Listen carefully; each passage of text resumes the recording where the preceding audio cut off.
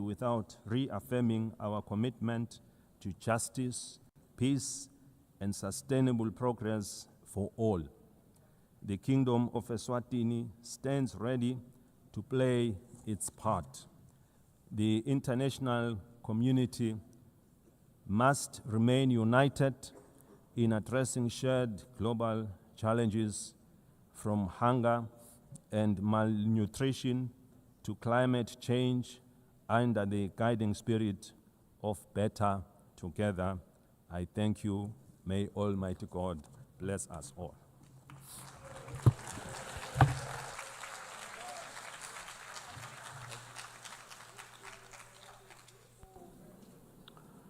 On behalf of the Assembly, I wish to thank the head of the state of the Kingdom of Eswatini.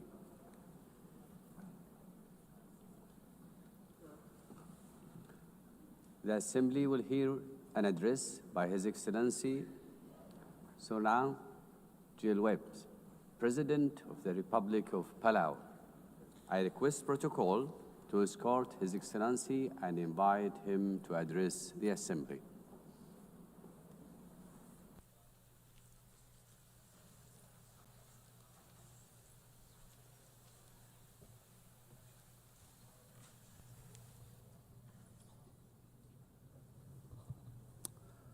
Madam President, Secretary General, Excellencies, distinguished guests, delegates, it is my great honor to address this Assembly at a milestone moment, the 80th anniversary of the United Nations.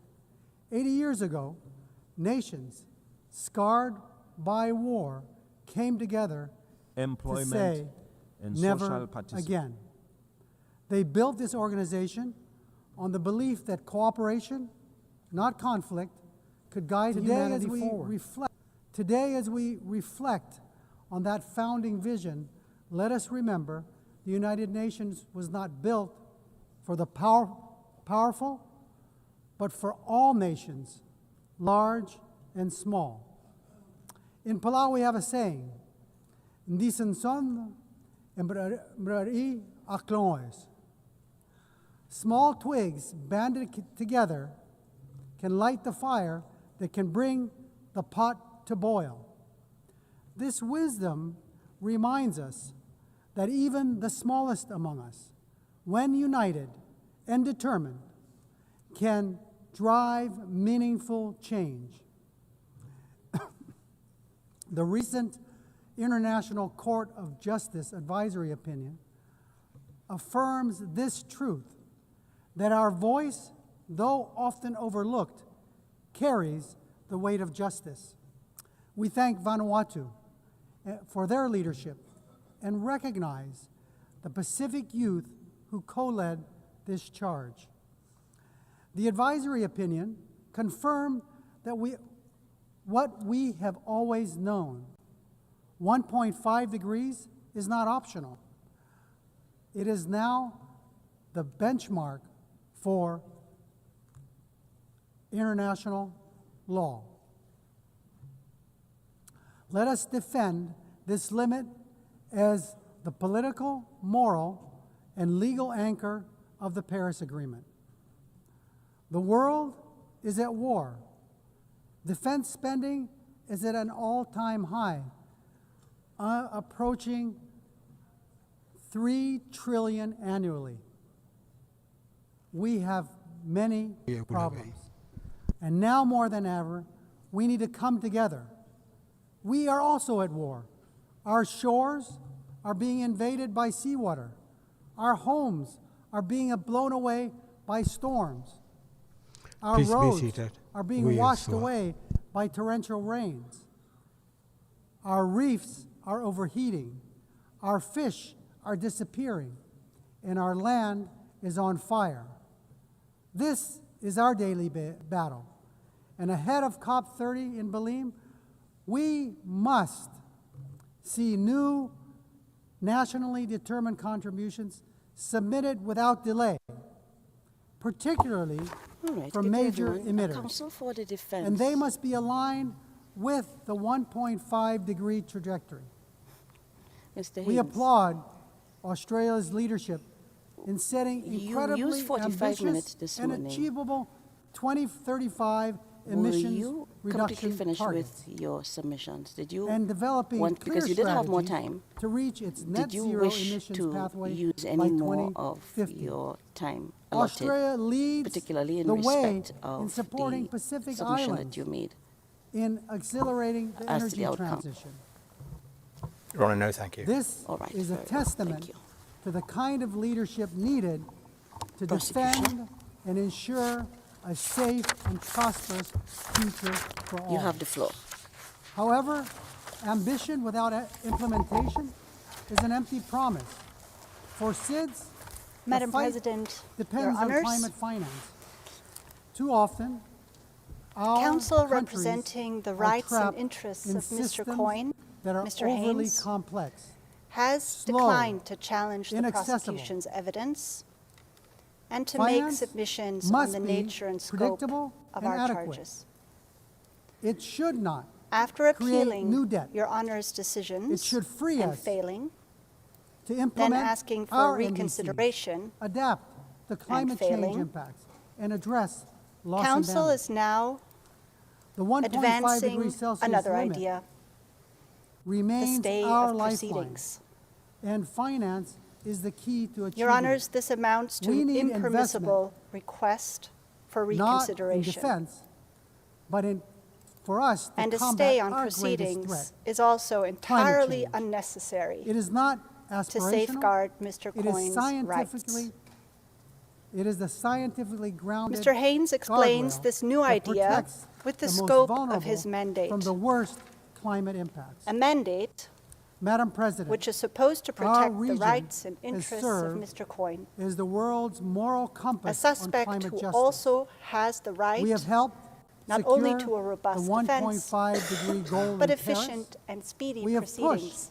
for a mechanism on loss and damage. It's Mr. Haynes' If the world is discretion, serious about 1.5, his choice, we urge you how to he come sees to our fit to region fulfill his to mandate. see with your own eyes what the But what Pacific came is today facing Was and yet be another moved idea to act. on how to end these proceedings. That is why rife with legal and factual COP31 speculation, must be a Pacific COP. diametrically opposed.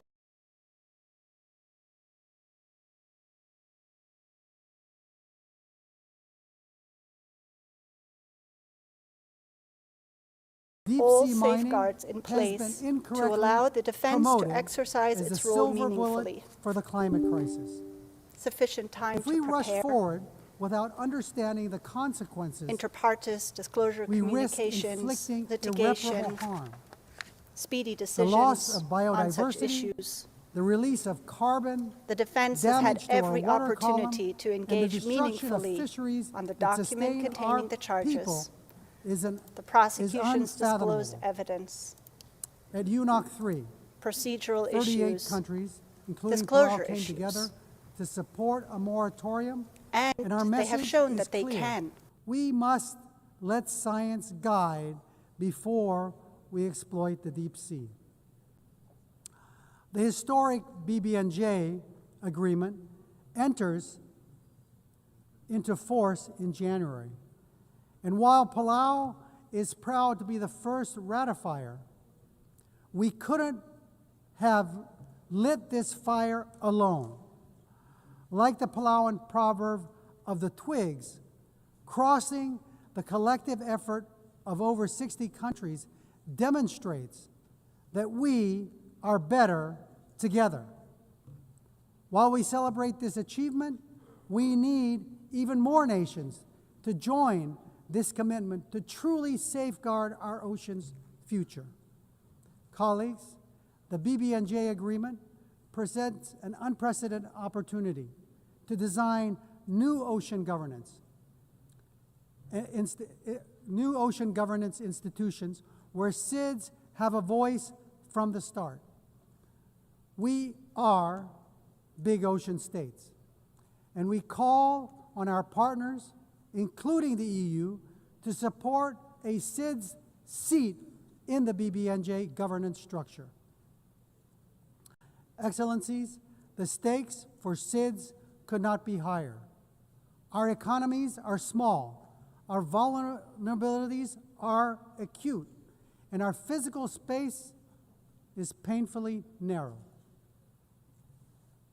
The Antigua and Barbuda agenda for SIDS gives us a blueprint for resilient prosperity, but it cannot stand without tools. That is why the Seville commitment matters.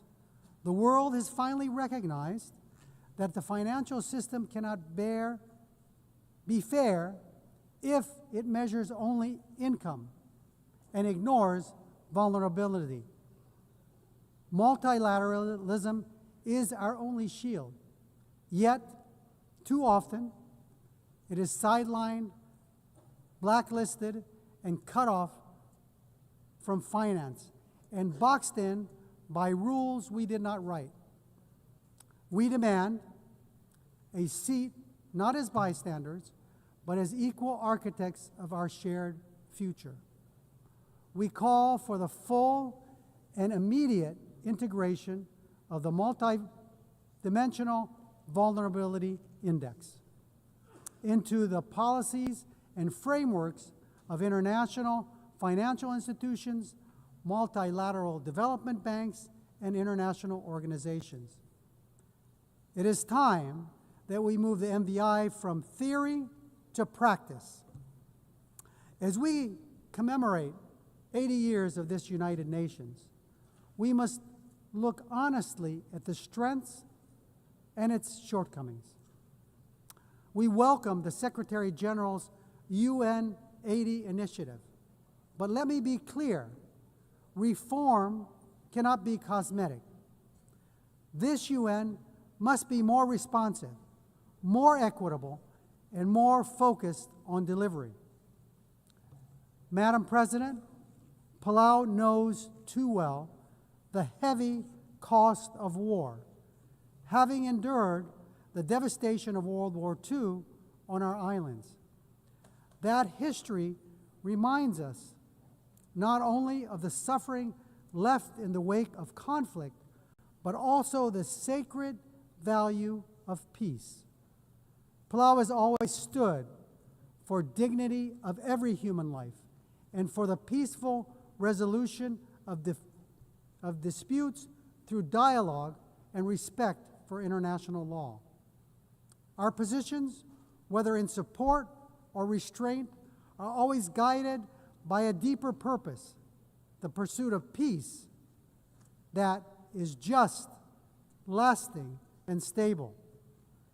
We believe that a durable solution, one that envisions two peoples, Israelis and Palestinians living in two democratic states, side by side, in peace and in dignity and security, within mutually recognized borders, is essential for lasting peace. Russia's unprovoked war against Ukraine is a stark reminder that when international law is disregarded, peace everywhere is placed at risk. It is only through respect for the rules-based order that all nations, large and small, can live securely. Continuing in that spirit of respect for life and stability, I must raise an important issue of principle. Years ago, China wrongly interpreted UNGA Resolution 2758. And today, it continues to claim that Taiwan is a part of the People's Republic. The end result has been Taiwan been silenced. The 23 million people's voices have been kept unheard, keeping Taiwan out of fully participating in the UN system and contributing to the world. Palau believes that inclusivity, which includes Taiwan, strengthens the United Nations, and that no community should be barred from contributing to the solutions of our world that it so desperately needs. Madam President, let me close with another Palauan proverb. It's about tides, dol raidis. An incoming tide should lift everyone. The choices we make together are about lifting all of us, ensuring the next generation inherits a world that sustains them just as it has sustained us. As we face today's greatest challenges, climate change, ocean decline, debt, inequality, wars, and conflict, no nation can carry the weight alone. But together, guided by the spirit of the UN's founding and strengthened by 80 years of hard-learned lessons, we can turn the tide. Let this assembly be remembered not only for the words we speak, but for the actions we take and for the resilience we build, the justice we uphold, and the future we secure for the generations yet to be born. We are better together. God bless you. Sulang, thank you.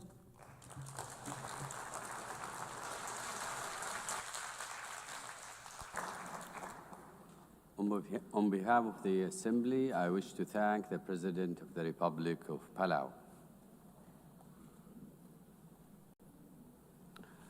The Assembly will hear an address by His Excellency Ilhamu Haydar Ogolo Aliou, President of the Republic of Azerbaijan. I request protocol to escort His Excellency and invite him to address the Assembly.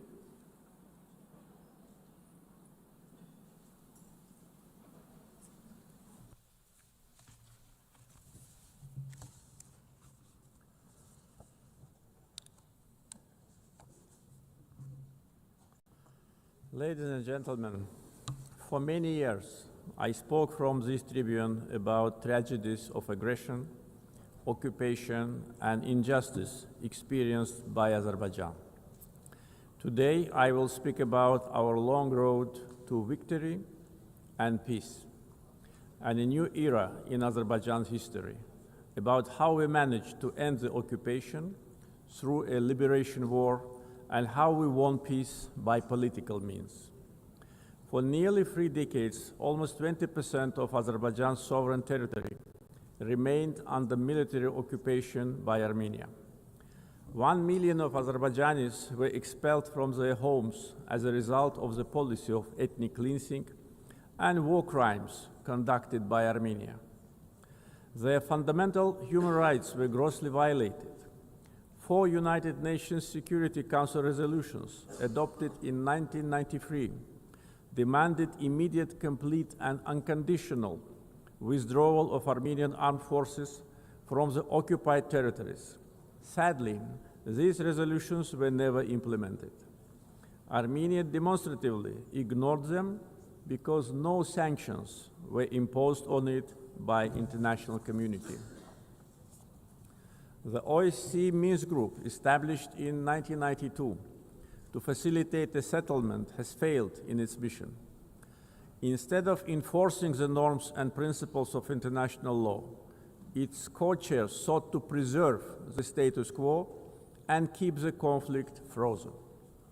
In 2020, after almost 30 years of ineffective negotiations, Azerbaijan was forced to exercise its legitimate right to self-defense under Article 51 of the UN Charter. During the war, Armenia shelled our towns and cities with ballistic missiles and cluster munitions, killing more than 100 of innocent civilians. Azerbaijan, in its turn, conducted the war in strict compliance with international humanitarian law. We ensured protection of civilians and refrained from targeting non-military infrastructure. In 44-day patriotic war, our armed forces liberated occupied territories and restored Azerbaijan's territorial integrity in accordance with international law and relevant UN Security Council resolutions. The 10 November 2020 marked the capitulation of Armenia and restoration of Azerbaijan's territorial integrity after nearly 30 years of occupation. Right after our victorious war, Azerbaijan declared its readiness to open a new page in relations with Armenia, based on mutual recognition of territorial integrity and sovereignty. We proposed 5 basic principles rooted in international law. We tabled the proposal for a peace treaty. Then we initiated a negotiation process on its draft text, which lasted from October 2022 to summer 2025. Despite several attempts to derail the process, the negotiations produced positive results as they were conducted on a strict bilateral basis, free from any kind of external interference. On August 8 this year, the foreign ministers of Azerbaijan and Armenia in Washington, in the White House, in presence of the leaders of the United States, Azerbaijan and Armenia, initialed the text of peace agreement.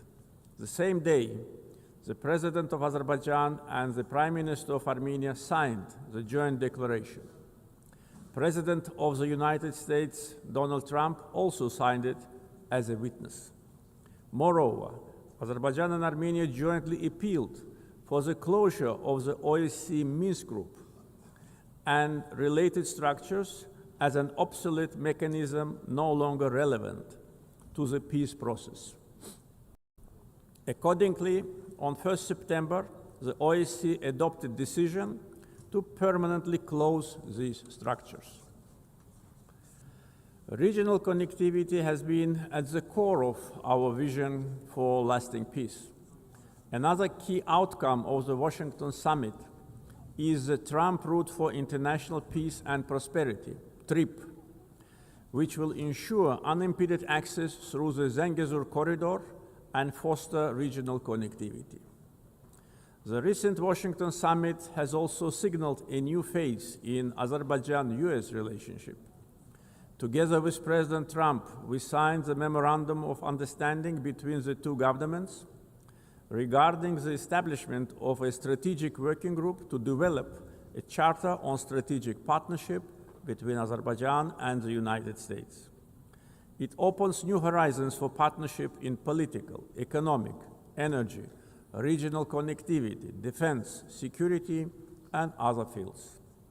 The waiver by President Trump of the sanctions imposed on Azerbaijan in 1992 in the form of the Section 907 of the Freedom Support Act is a historic step as well. The permanent removal of Section 907 by the US Congress would eliminate a legacy of double standards and help strengthen trust and cooperation at a time when Azerbaijan is contributing to global security and stability. Overall, the agreements reached during my August visit to the United States carry historic significance.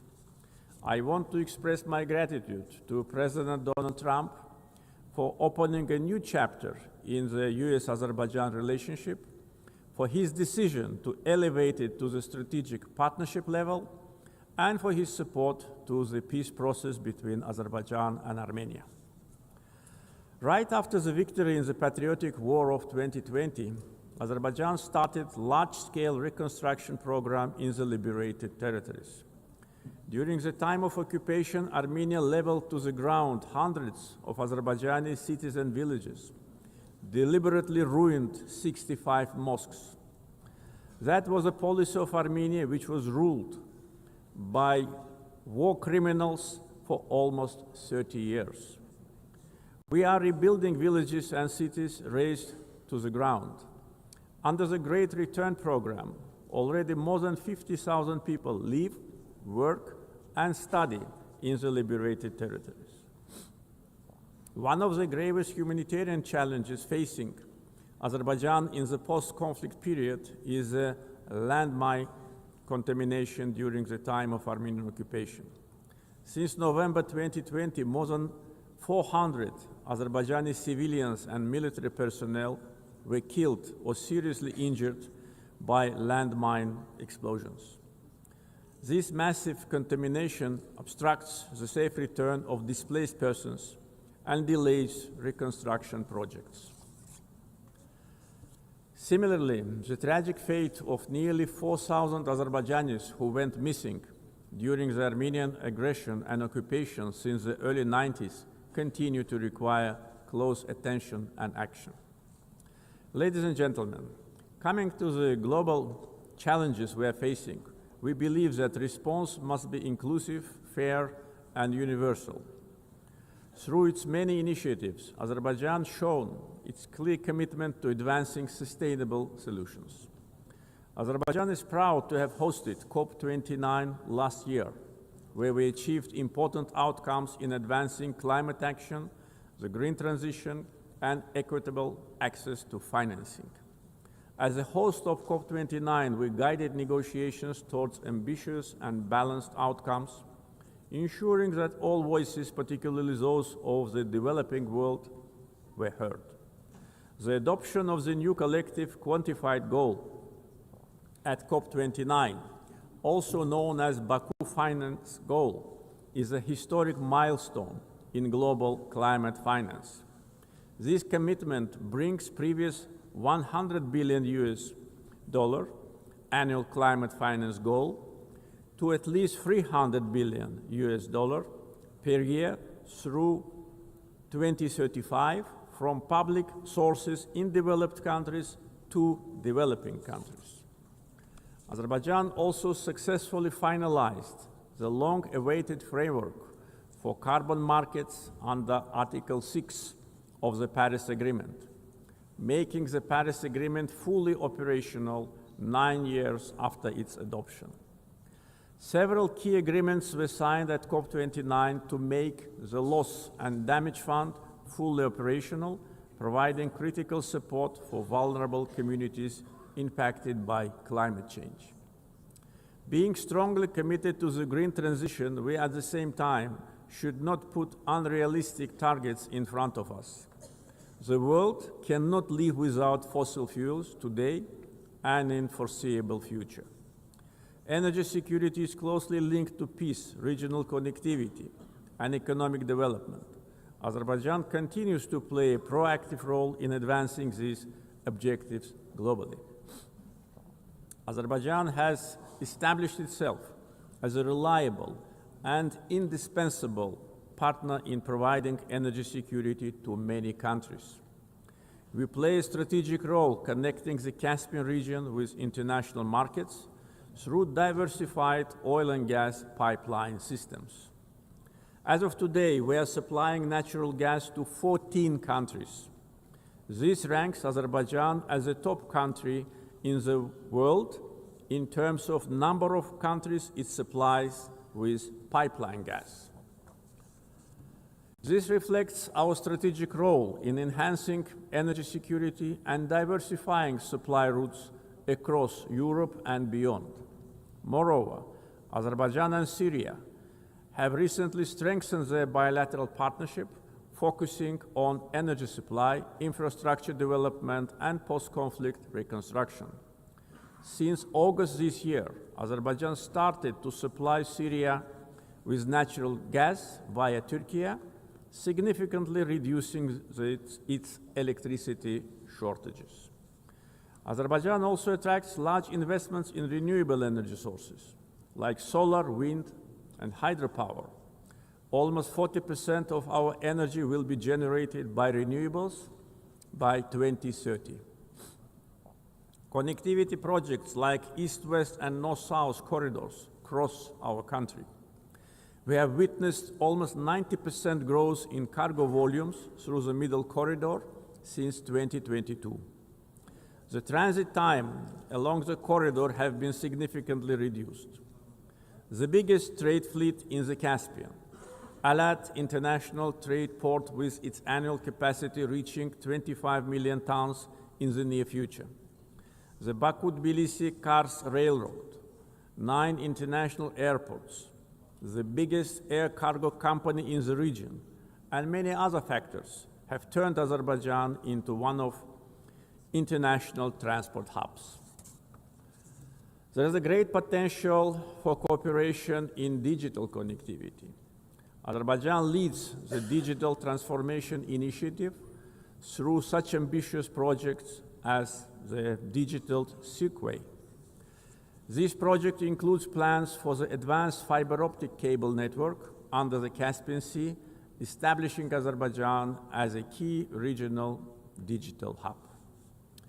Azerbaijan achieved significant economic growth by focusing on diversifying its economy beyond oil and gas, developing the non-oil sector and improving the investment climate through reforms and transparency. Reducing poverty and unemployment to the historic low of 5% is another achievement of our country. Recently, two major international rating agencies, Moody's and Fitch, have increased Azerbaijan's ranking. Azerbaijan was provided with favorable investment-grade status, citing very strong external balance, low public debt, and substantial sovereign wealth assets as a key strengths.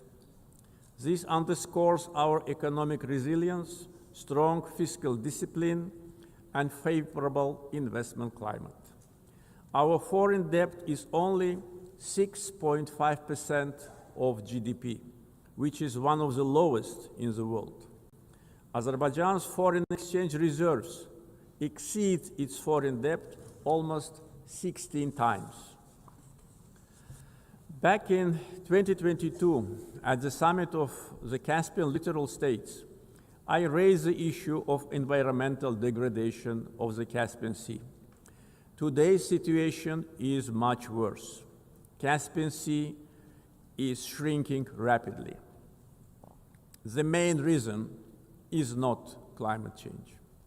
Joint efforts of littoral states are needed to stop ecological catastrophe with unpredictable consequences. Azerbaijan is also ready to cooperate closely with the UN to tackle this problem. Ladies and gentlemen, Azerbaijan is proud of its global humanitarian assistance efforts.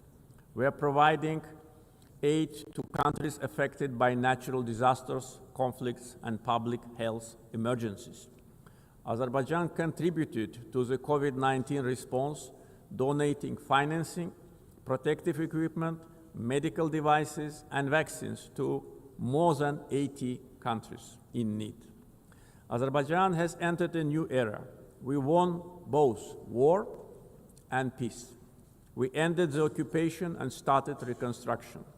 Justice has triumphed. Sovereignty has been consolidated, and peace is de facto reached. We stand prepared to share our positive experience. The achievements of the recent years are not only a victory and success of Azerbaijan, they are also a demonstration that international law must ultimately prevail. Our vision is clear: peace and development based upon international law, non-interference in internal affairs of states, mutual respect and cooperation. Let us together build a world without double standards, where justice is not selective, the rule of law is respected, and peace is achieved not through words alone, but through actions. Thank you.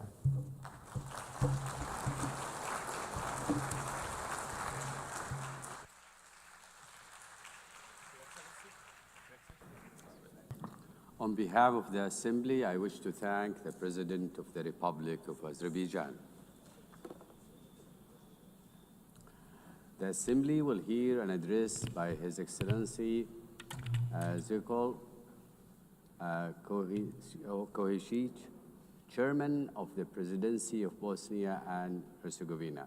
I request protocol to escort His Excellency and invite him to address the Assembly.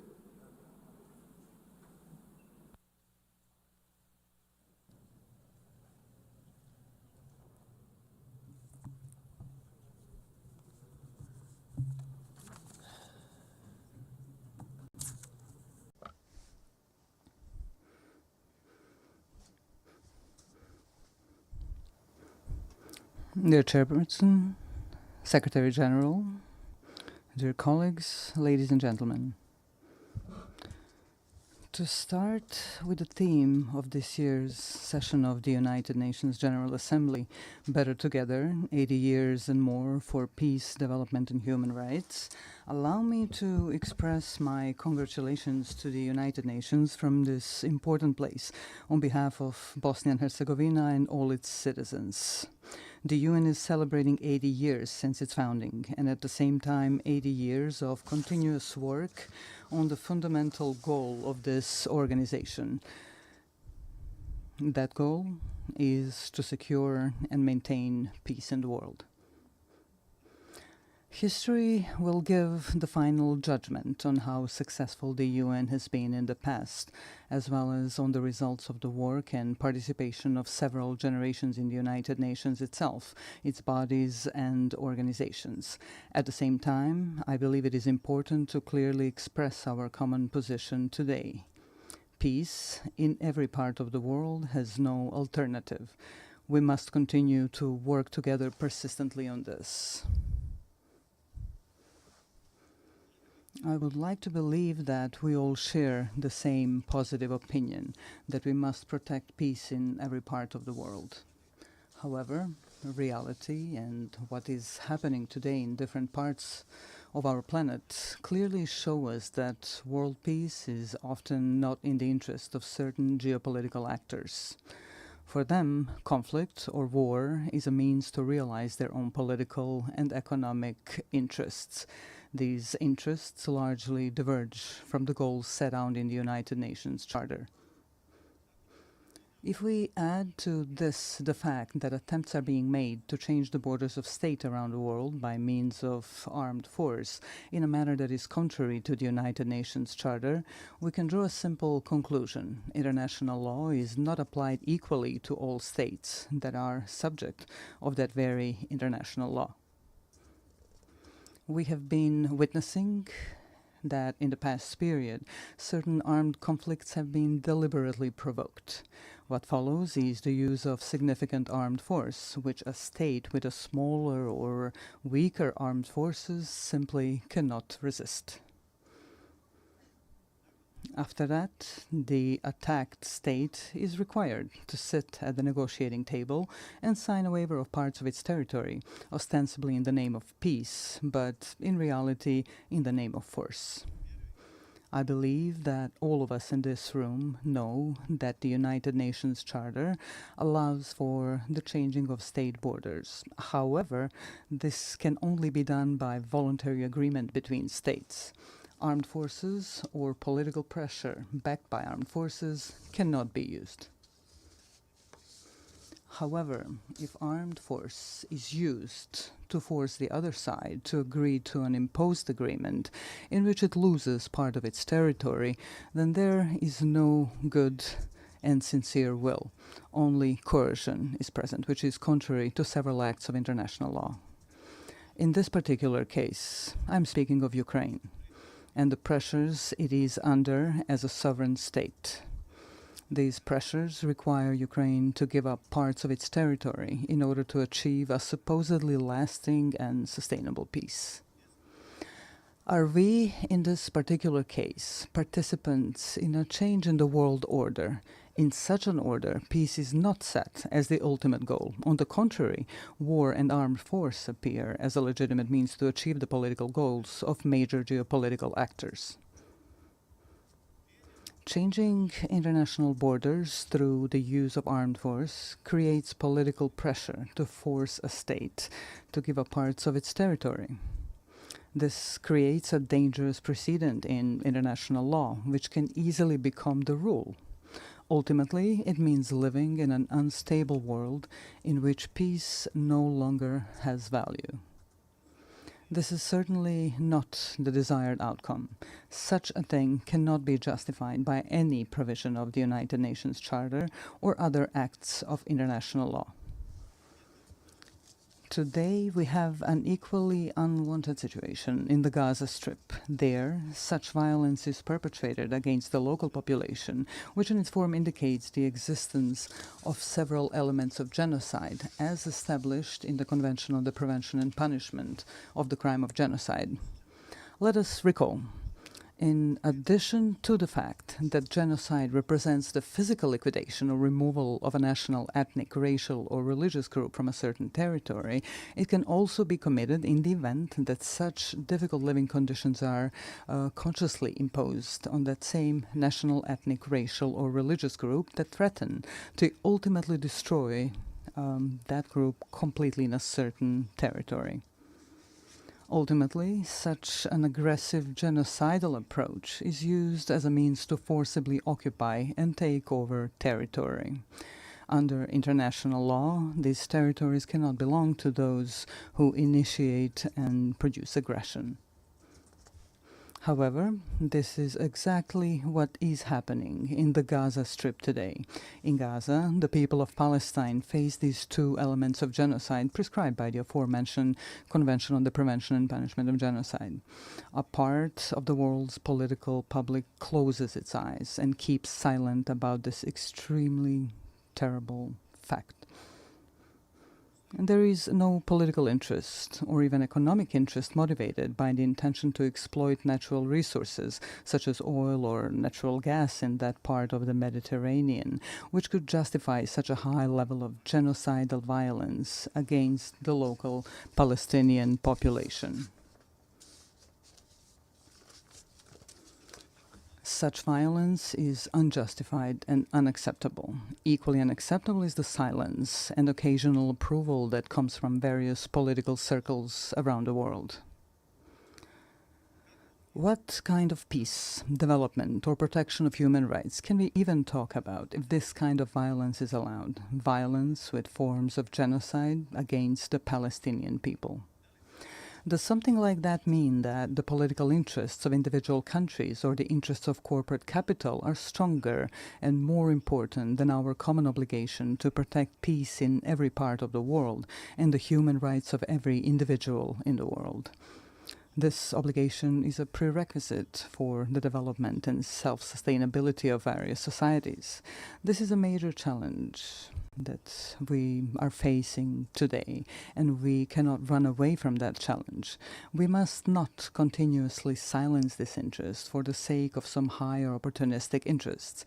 Let us just remember the phrase, silence is actually an expression of either cowardice or approval of cowardice. Dear sir, allow me to briefly say something about my country, Bosnia and Herzegovina. A little more than 30 years ago, Bosnia and Herzegovina was faced with aggression coming from neighboring countries. At that time, the United Nations formed a peacekeeping military force called UNPROFOR, with the participation of countries that expressed interest in such endeavor. The role of UNPROFOR was such that they were, to a large extent, mere observers of a series of war crimes, ethnic cleansing, and ultimately genocide committed by the aggressors of Bosnia and Herzegovina.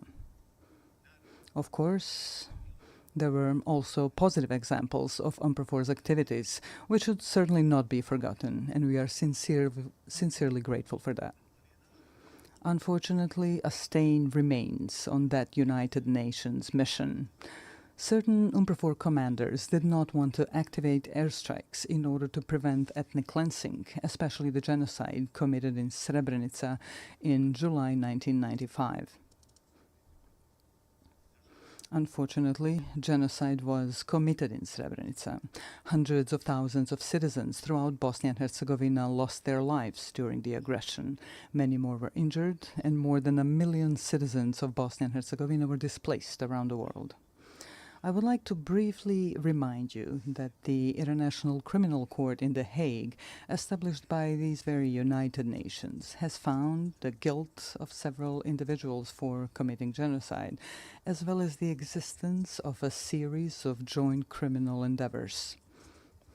They all had the same goal: ethnic cleansing, with the creation of ethnically pure parts of the territory in Bosnia and Herzegovina, in order to separate these parts from Bosnia and Herzegovina and annex them to neighboring states. A little over a year ago, here at the United Nations, we worked together on the adoption of the resolution on the genocide committed in Srebrenica. I consider that a major step forward and an important document, not only for Bosnia and Herzegovina, but also more widely. The strength of that resolution lies in its intention to prevent the possible commission of some new genocides, which could happen anywhere in the world. Although we were faced with lobbying from several countries not to adopt such a resolution, it was nevertheless passed. This created a new environment of preventive action through a culture of remembrance, so that genocide, the most terrible war crime, would never happen again. This is when we realized that there were states that, for their own political reasons or political convenience, were not ready to support the text of that resolution. That text is based on the rulings of the International Criminal Court in The Hague, which, I repeat once again, was founded by the United Nations. May such a refusal to support the text of the resolution serve to honor of those who lobbied against its adoption and those who did not give clear support to the resolution.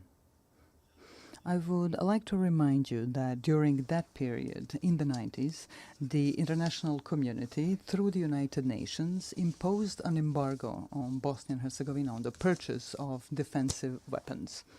This prevented the defense of our country from double aggression.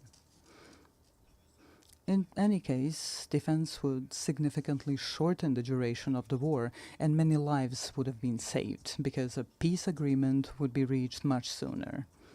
A necessary condition for a peace agreement was the creation of a balance of military power between Bosnia and Herzegovina and the two neighboring countries that committed the aggression.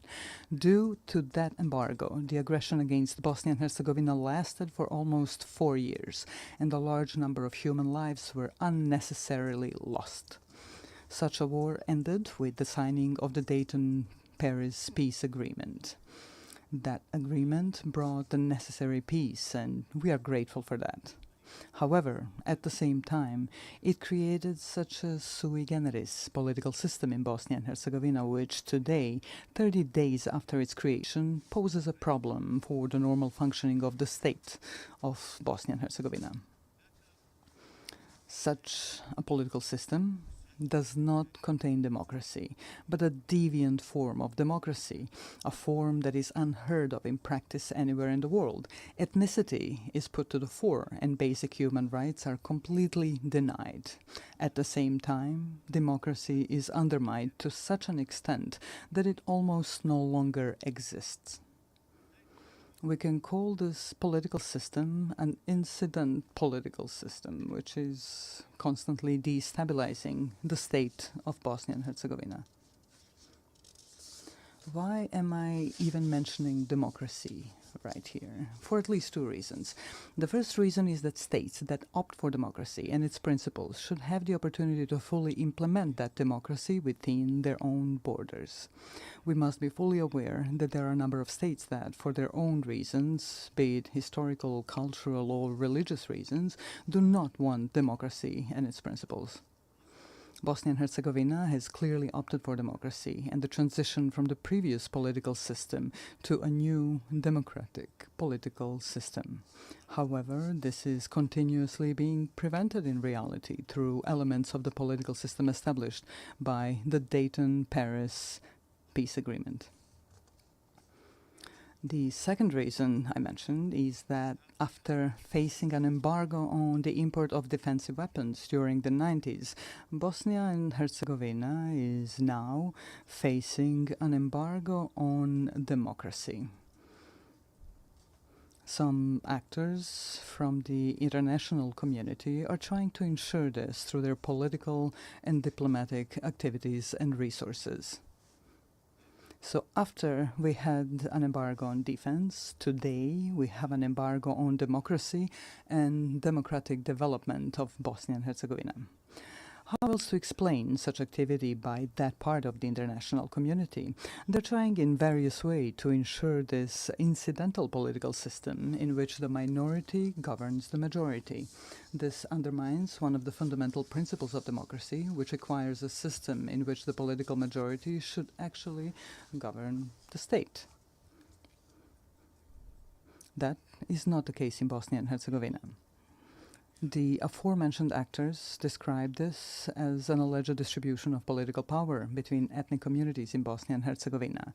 However, that undermines democracy so much at its root that it almost no longer exists in my country.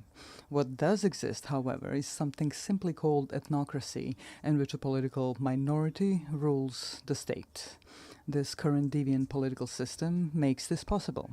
Are such actors of the international community trying to ban or impose an embargo on democracy in Bosnia and Herzegovina because of its demographic picture? Are they trying to create a situation to reopen talks on Bosnia and Herzegovina with an uncertain outcome for its existence within its current borders? These questions remain open. I would like to remind you here that without democracy, there is no rule of law. Without the rule of law, there is no protection of individual human rights. An argument for such action by a part of the international community may be the so-called Kovacevic case before the European Court of Human Rights. This case is unknown to you, perhaps unimportant to you, but it is extremely important to us in Bosnia and Herzegovina. This is a case in which the appellant sought simple, justified and logical protection of his active rights to vote, which was denied to him. The case was resolved in favor of the appellant, Mr. Kovacevic, in the first instance. The court also found the existence of ethno-territorial discrimination. However, a part of the international community invested enormous diplomatic and financial efforts in its attempt to annul the verdict during the second instance proceedings. One of the countries, which is completely incomprehensible and unacceptable, made a financial donation to the European Court of Human Rights.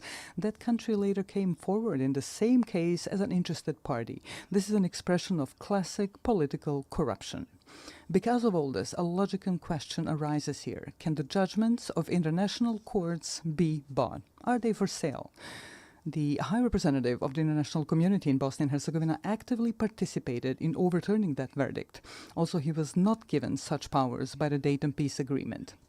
He also invested enormous financial resources from unknown sources. He did not have the necessary consent of the Peace Implementation Council for such actions. So, a completely identical situation occurred as with the adoption of the resolution on the genocide in Srebrenica.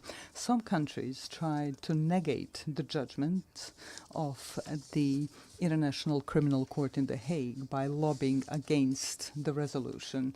In the case that I am now citing as an example, some other countries tried and are still trying to annul the judgment through their own lobbying and broader diplomatic activity. This leads us to the conclusion that there is a part of the international community that simply does not allow democracy in Bosnia and Herzegovina. Yesterday, we faced an embargo on weapons necessary for the defense of our country. Today, we have an embargo on democracy and human rights. Therefore, I would like to briefly remind you of another United Nations document called the International Covenant on Civil and Political Rights. This document guarantees, among other things, to vote and to be elected at periodic elections, which shall be held by universal and equal suffrage and shall be held by secret ballot, with the guarantee of free expression of the will of each voter. Unfortunately, in Bosnia and Herzegovina, we are not allowed to do this. The international community is making great efforts to preserve discrimination and to deny democracy. The result is the lack of the rule of law, as well as insufficient and almost no protection of individual human rights. The logical conclusion that arises is the following. Democracy, as well as the right to defend the country, are privileges whose application is determined and enabled by political elites from larger and richer countries. Small countries and poor countries can only receive as much democracy as those who are larger and richer allow them to get.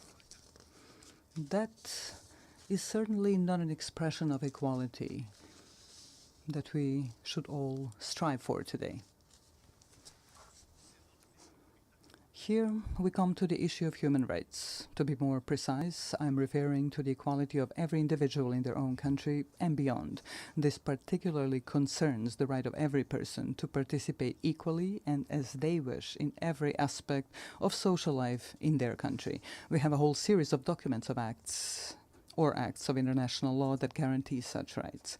This, therefore, raises an open question. Are we prepared to be consistent or persistent in protecting individual human rights in any part of the world, using the tools that the aforementioned international documents provide us with?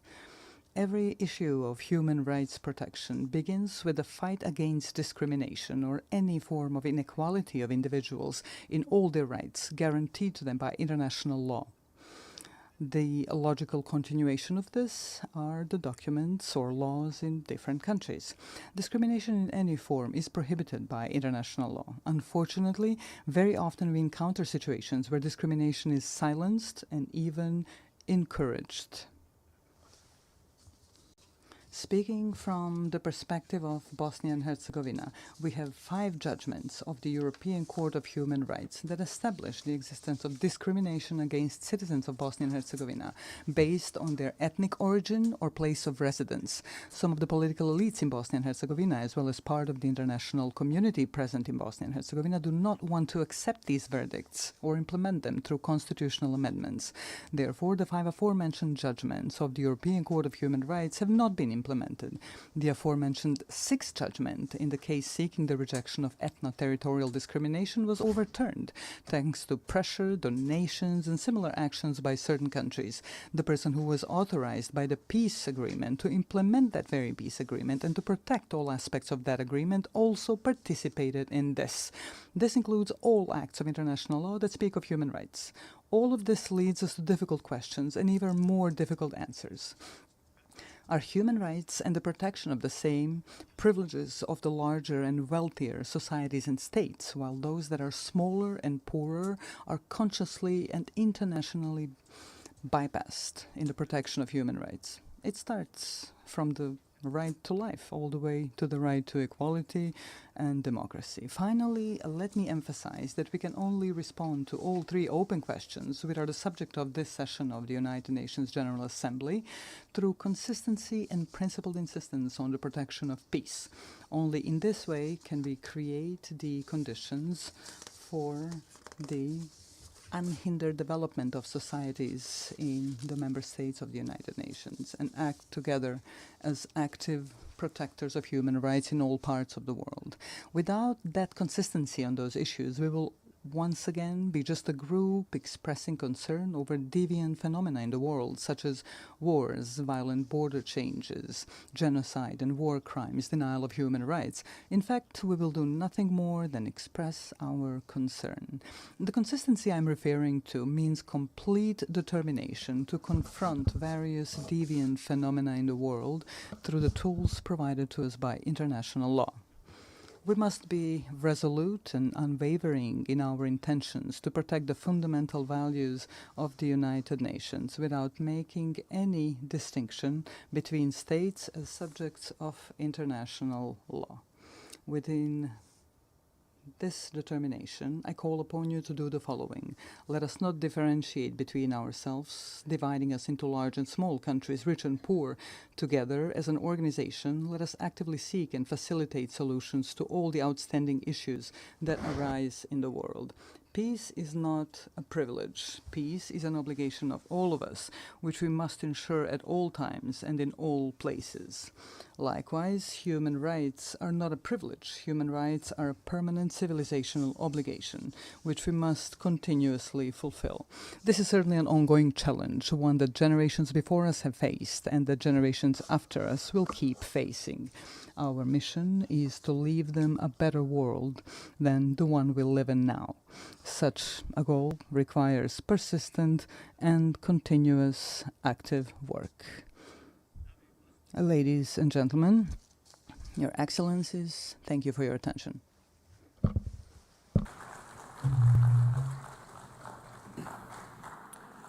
On behalf of the Assembly, I wish to thank the Chairman of the Presidency of Bosnia and Herzegovina.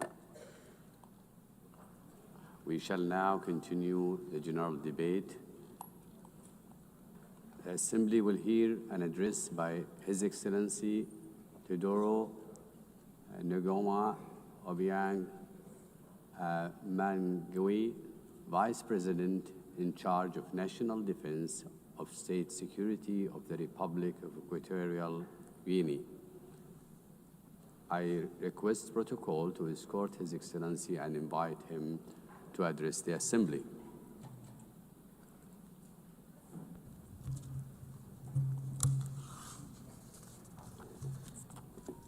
Excelentísima. Your Excellency Ms. Annalena Baerbock, President of the 80th session of the United Nations General Assembly, Heads of State and Government, Heads of Delegations, Excellencies, Your Excellency Mr. Antonio Guterres, Secretary General of the United Nations, ladies and gentlemen,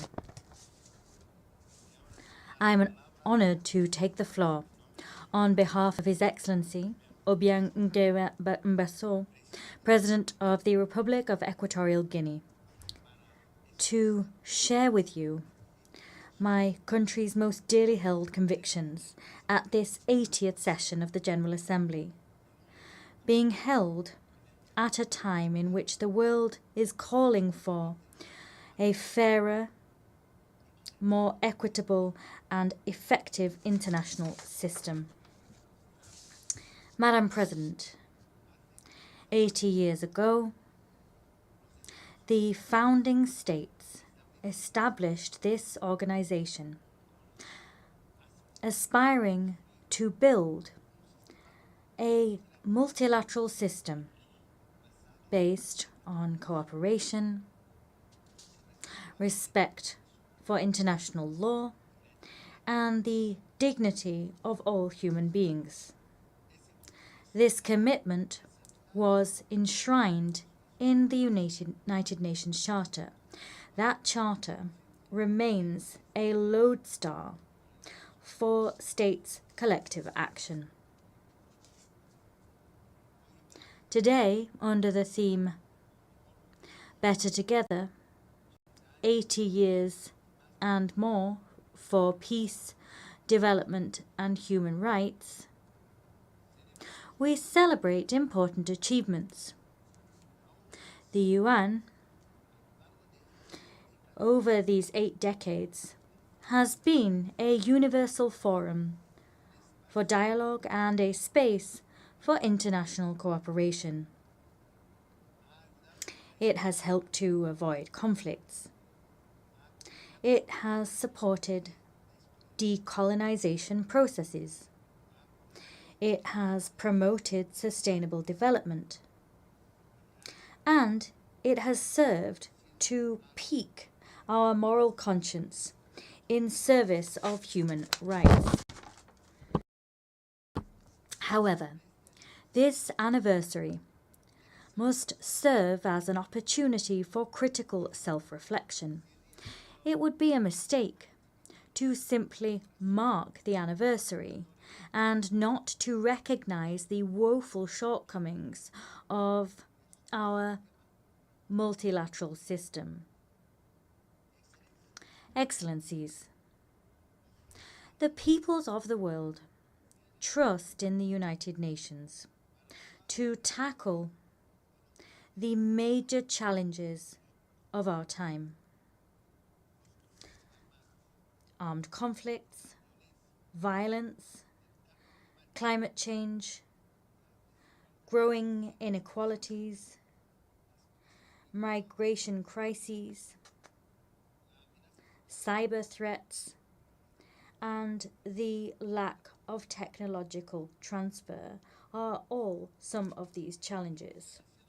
However, all too often, the response provided to those challenges has fallen short.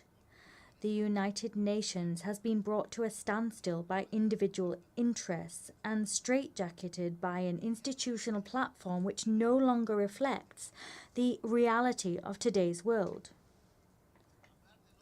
Talking about leaving no one behind becomes meaningless if millions remain marginalized in systems of dependency and exclusion.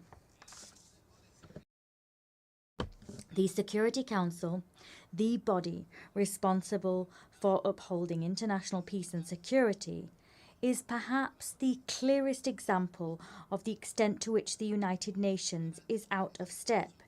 8 years after its inception, the UN's membership structure remains rooted in the geopolitical state of play we had in 1945, and not that we see in the 21st century.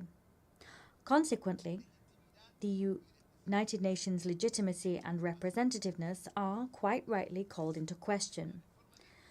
Security Council reform is an urgent need.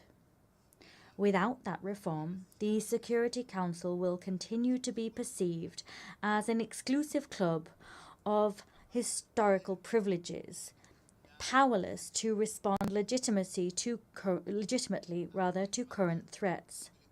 Africa is demanding what is hers by right: full and permanent representation on the most important security organ in the world. We want to see an international governance system which serves the interests of all of us, not those of an elite. We demand a Security Council which represents the world of today, not the world of yesterday.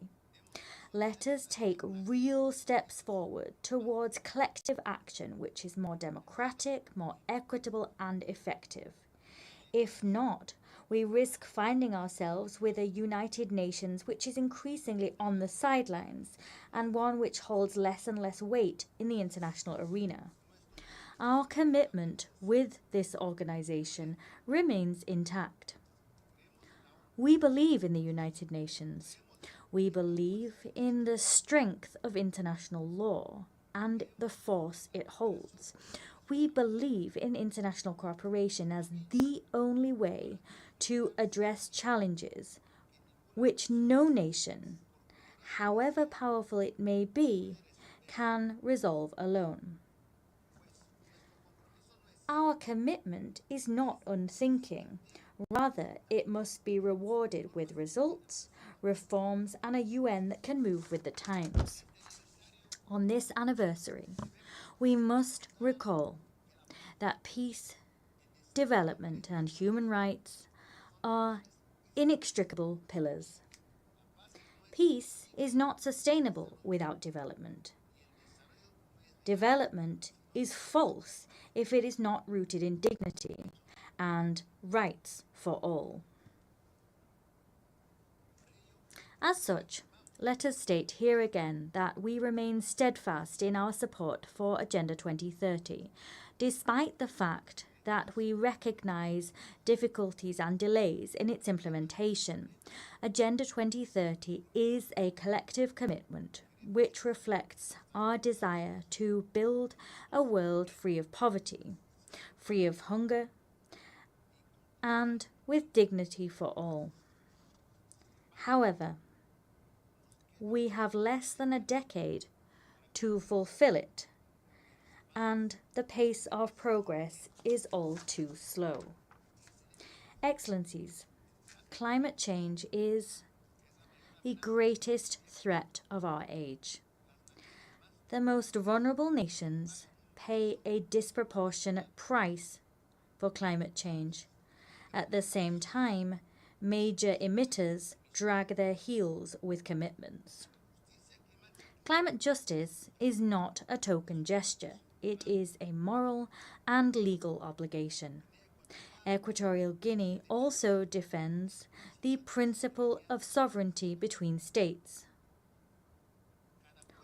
Every people has the right to design its own development model, free of interference and arbitrary sanctions, which undermine their independence. We must believe in a world of peace and create one, a world in which no country is considered an enemy for being the friend of another, allow me to share with you a recent example of the contribution that Equatorial Guinea makes to international peace. The historic agreement reached with the Republic of Gabon on the sovereignty of the Mbanye, Cocoteras, and Conga Islands. For decades, His Excellency Obiang Nguema Mbasogo handled this dispute with patience and dialogue until it was resolved peacefully before the International Court of Justice. This case has not only created a historic precedent on the African continent, rather it demonstrates also that conflicts can be resolved in accordance with the spirit of the UN Charter and in line with states' political will. Excellencies, promoting human dignity is a shared responsibility. Equatorial Guinea reaffirms its commitment to the protection of the rights of the child and those of persons with a disability. Rights to food security, housing, drinking water, and the sovereign exploitation of natural resources are an inextricable part of human rights as a whole. Without dignity that comes through material comfort, freedom is an empty ideal. Faithful to the principles of an inclusive international community, we insist that the economic, commercial, and financial embargo imposed on the Republic of Cuba be lifted. Keeping such measures in place not only gravely affects the development of a sovereign nation, it also runs counter to the fundamental principles enshrined in the United Nations Charter. Excellencies, to conclude, allow me also to address businessmen and women. I wish to invite them to come and discover Equatorial Guinea as a safe destination and one which is very attractive for investment. Our country offers a climate of political stability, fiscal incentives, and a clear vision of the future through our 2035 development agenda. We encourage you to accompany us on this journey, a journey which will not only generate shared dividends, but which will also consolidate the inclusive and sustainable development of our nation. I thank you.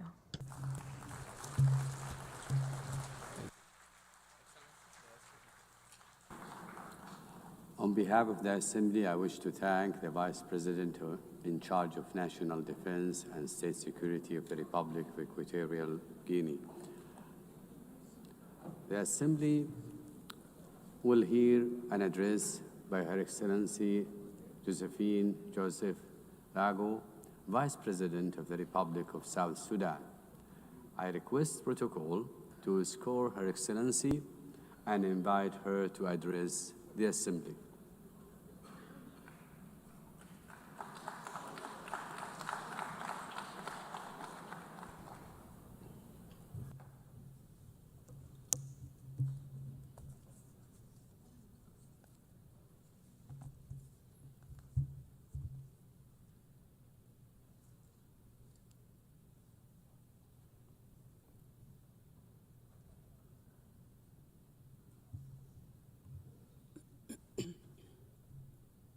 Madam President, Excellencies, heads of states and government, distinguished delegates, ladies and gentlemen. I bring you warm greetings and best wishes from my President, His Excellency Salva Kiir Mayardit, the President of the Republic of South Sudan. I also bring you greetings from the government and the people of South Sudan, a message of peace, unity, development, and unwavering commitment to global partnership. I wish to extend my sincere congratulations to you, Madam President, on your election to preside over the 80th session of this esteemed Assembly. I also express appreciation to the General Secretary, Antonio Guterres, for his steadfast commitment to advancing the principles and objectives of the United Nations. The theme of this year's session, Better Together, 80 years and more, for peace, development, and human rights, resonates with the objectives and aspirations of our country. South Sudan is the youngest country in the world and the 193rd member of the United Nations. After 50 years of brutal armed liberation struggle, it gained independence in 2011. Unfortunately, 2 years later, the country descended into an internal civil war. With the support of regional and international community, a peace agreement was signed between the warring parties in 2018, known as the Revitalized Agreement for the Resolution of the Conflict in South Sudan. This led to the formation of the current revitalized transitional government of national unity, a coalition government comprising the warring parties, other peace partners, and stakeholders. The peace agreement has provisions on governance structure, security sector reforms, transitional justice mechanism, economic sector reforms, and Truth and Reconciliation Commission. The agreement also stipulates 35% affirmative action on women representation at the national, state, as well as local government levels. The presidency consists of a president and 5 vice presidents, 2 of whom are female, thus achieving 40% of female representation at the highest level of government. In the first phase, the unified forces have been trained, some of the forces have been deployed, and the rest are waiting deployment. The second phase of the security sector reforms is due to start imminently this October 2025. This will complete the second phase of the second protocol of the agreement.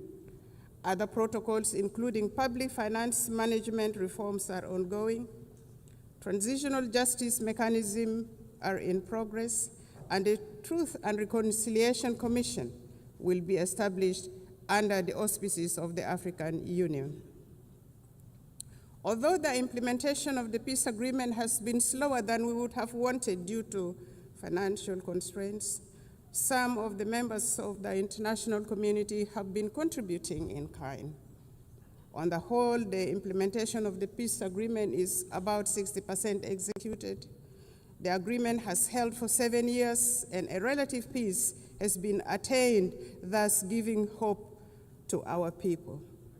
Many South Sudanese have returned from the neighboring countries and the diaspora and are rebuilding their lives and contributing to national development.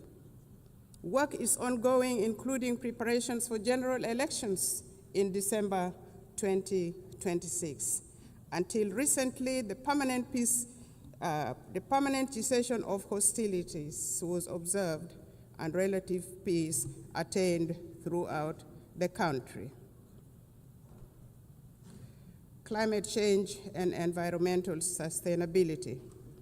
South Sudan is one of the countries adversely affected by the impact of climate change, despite contributing minimally to global emissions.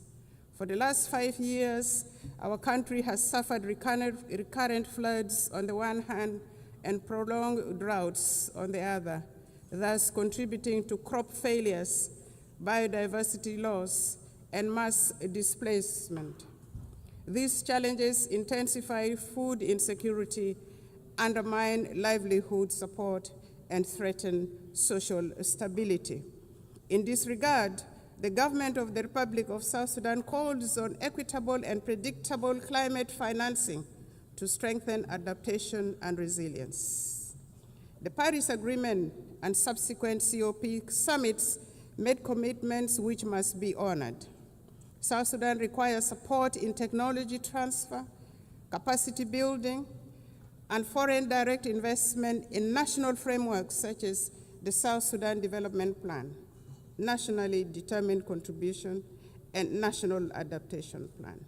This support is essential to address the intertwined challenges of development and environmental stability. The global community cannot afford to ignore climate injustice. Collective action is imperative for these challenges which transcend national borders to be addressed effectively. South Sudan has embarked on planting of 100 million trees by 2030, expanding renewable energy generation and strengthening water infrastructure with women, youth, and people with disabilities at the center of these efforts. Our commitments to sustainable development goals. At independence, South Sudan inherited rudimentary state structures and hardly any infrastructures such as roads, electricity. We inherited poor health care, inadequate educational infrastructure, abject poverty, and food insecurity.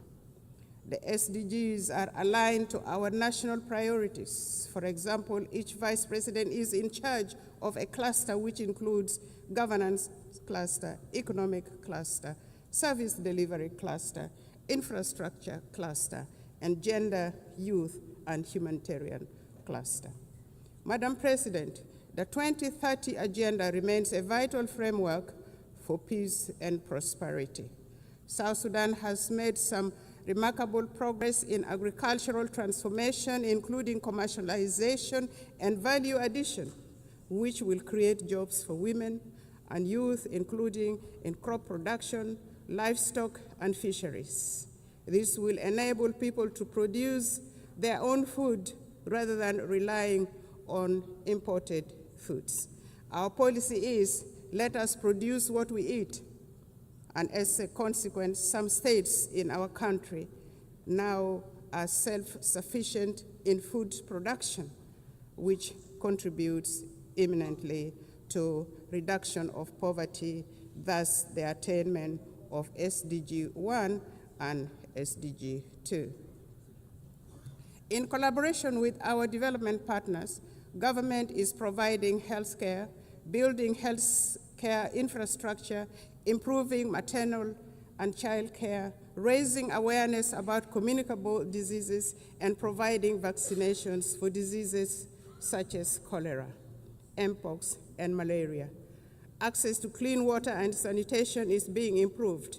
As part of the health sector transformation program, we aim to attain universal health care for all in South Sudan.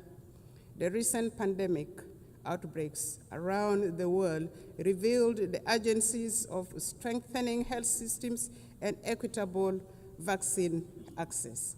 South Sudan advocates for global health framework that prioritizes preparedness for pandemics and embraces health as a universal human right. In his latest statement to Parliament in June 2025, His Excellency President Salva Kiir Mayardit identified education as a key priority area for the government. There is improved enrollment in primary schools and secondary schools, and many young people are aspiring now to go to universities and colleges. Enrollment has risen from 300,000 to 2.1 million children, with gender parity in primary schools nearly achieved. This is a remarkable national achievement. There is focus on teacher education to improve the overall quality of education. Despite these efforts and achievements, 2.8 million of our children are still out of school. South Sudan has expanded programs to promote girls' enrollment and retention in schools while investing in technical and vocational skills training for women and youth. Our government would like to take this opportunity to appreciate all those countries that have offered scholarships for our young people to study in their countries, and those supporting girls' education in particular, and vocational training to provide employable skills for our young people. But more clearly needs to be done. South Sudan is a young population. Over 60% of the population is under the age of 30 years. In any society, the youth are the future of the country and the future of the society. Our youth are a source of great pride. South Sudan's recent participation in the Olympics Games in Paris last year was a unifying moment for the people of South Sudan and Africa at large. South Sudan athletes showcased talent, discipline, and resilience, embodying the spirit of a nation determined to rise. Sports have become a powerful force for unity, inspiring hope, and bringing communities together across our young nation. The South Sudan basketball team emerged as the best team in the continent of Africa during the last Olympic Games and nearly beat the defending champion in the world. Since independence, and in line with the Transitional Constitution 2011 as amended, we have taken steps to integrate gender equality into our governance and development agenda. Notably, South Sudan has enshrined 30% of women participation in public life at all levels of government. In addition to the two female vice presidents, our cabinet, the national cabinet, and state cabinets comprises of 30% of female representation. And our speaker, the Speaker of the National Transitional Assembly, is also a female. We have adopted national gender policies to advance women's rights and are working to harmonize our laws with international commitments. Efforts have been made to address gender-based violence through new legislation and establishment of a special court. We have mainstreamed gender into the National Adaptation Plan and nationally determined contributions for climate change. We are committed to advancing women's economic empowerment by improving access to land rights and credit facilities while creating opportunities for women entrepreneurs.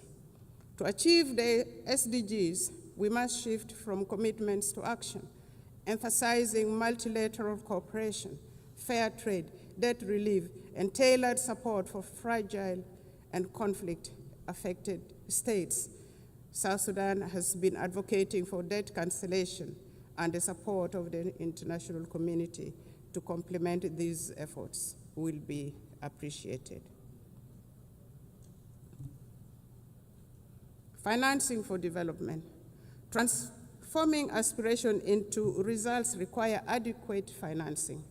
We urge developed nations to scale up contributions to the International Development Association, which plays a central role in protecting vulnerable populations, reducing poverty, and financing sustainable development in fragile states. South Sudan supports reforms of international financial institutions to enhance the representation of developing nations, ensuring that financing mechanisms align with objectives of development priorities. Together, we can build a more inclusive and just global financial system. Internal peace and security. We acknowledge the delays in implementation of the revitalized peace agreement. However, the government has renewed its political will and is accelerating key benchmarks, including the deployment of the unified forces, electoral legislation, and launching of national civic education campaigns. His Excellency President Salva Kiir Mayardit announced on several occasions that he will not take this country back to war. And this became a theme of our engagement to restore peace and stability in the country. We reaffirm our commitment to world peace and security. In South Sudan, peace and stability remain our highest priority. Since the 2018 revitalized peace agreement, government has been working to consolidate peace through implementation of the peace agreement, transformation of the governance system, and security sector reforms. Additionally, government is also engaged in promoting peace building at subnational and community levels using the principles of people-to-people peace initiatives. The civil society, women's group, youth group, and faith groups are all actively involved in peace building activities supported by UNIMIS, the United Nations mission in South Sudan, among others. The security sector reform is progressing well. In phase one, the first batch of unified forces are already trained, as mentioned earlier. The second phase is ongoing. At the same level, the governments at state levels are disarming civilians to bolster security. The aim is to have one national army under one commander-in-chief, contrary to the current state of affairs where the country has several commanders-in-chief, which in itself is a source of insecurity. In general, there has been relative peace and security throughout the country, with the exception of the recent attack by the White Army militia associated with the first Vice President, Dr. Riek Machar, on South Sudan People's Defense Forces in Nasir, which led to his detention and the detention of the co-accused. This matter is now being handled legally, and it will take due process, with assurance of a fair trial in a competent court. The government is committed to following due process to achieve justice in this matter. It should be noted that the arrest of the first Vice President, Dr. Riek Machar, and his co-accused was not politically motivated, but had endangered the peace process and constitutional order in the country. Notwithstanding the legal proceedings, Dr. Riek Machar and others have been formally charged and presented to court. Their legal rights have been respected, including granting access to their legal team, and they appear on their behalf in court. South Sudan remains open to meaningful dialogue with other holdout groups. In this regard, the government is considering resumption of the Tumaini Peace Initiative and welcomes facilitation from regional and other partners. We urge regional and international communities to urge the holdout groups to renounce armed violence and engage in political dialogue. Furthermore, we appeal to the international community to continue supporting South Sudan's efforts and democratic process through provision of technical assistance, capacity building, and development support. It is worth mentioning that consolidating peace in South Sudan is not only vital for our people, but also for stability across the Horn of Africa, the Great Lakes, and beyond. Since our last statement to this General Assembly, South Sudan has embarked upon a transformative journey. We have launched the South Sudan Development Plan 2026 to 2036, a forward-looking 10-year blueprint to diversify our economy, fortify our institutions, and reduce reliance on oil. This plan is anchored in the principles of transparency, inclusivity, and resilience. It guides comprehensive reforms in public financial management and service delivery. We have initiated independent audits, strengthened procurement oversights, and recommitted ourselves to the fiscal reforms outlined in the 2018 Revitalized Peace Agreement. We are determined to foster a culture of integrity, accountability, and good governance. Determined to shift from oil dependency to a green, sustainable economy, South Sudan is investing in the future of its land and people. The agriculture SME Grant Initiative 2025 now empowers farmers, agro-processors with vital tools, training, and market access. Our investment in irrigation, seed distribution, and post-harvest technologies are boosting productivity and strengthening food security. We have successfully established effective governance structures both at the national and local level, including establishment of relevant commissions such as the Constitutional Review Commission, the Judicial Review Commission, among others. The constitutional making process is in progress. Civic education and voter rights training have commenced and are progressing well. The National Bureau of Statistics will advise on options available for elections. The Political Parties Council has been established and has started registering political parties intended to contest in elections. Therefore, with these positive developments, the government of the Republic of South Sudan appeals for the removal of targeted individual sanctions and the arms embargo on South Sudan. Elections. According to the peace agreement, the transitional period must end with the conduct of general elections currently scheduled for December 2026. This will enable the people of South Sudan to democratically elect their leaders for the first time in the history of this young nation. His Excellency President Salva Kiir has reaffirmed the government's determination to deliver credible, inclusive, and peaceful elections. The establishment of electoral institutions, namely the National Election Commission, the Political Parties Council for registration of political parties, and voters' right education have been established. The Bureau of Statistics has been restructured to deal with the issues of census. The restructured Permanent Constitution Review Commission has been actively working to ensure that the country has a new permanent constitution by the time of the general election in December 2026. Civil society groups are being facilitated and have started civic education of the general public, especially among women and the youth. South Sudan is committed to promoting and protecting human rights. We are strengthening national institutions, promoting accountability, empowering women and youth.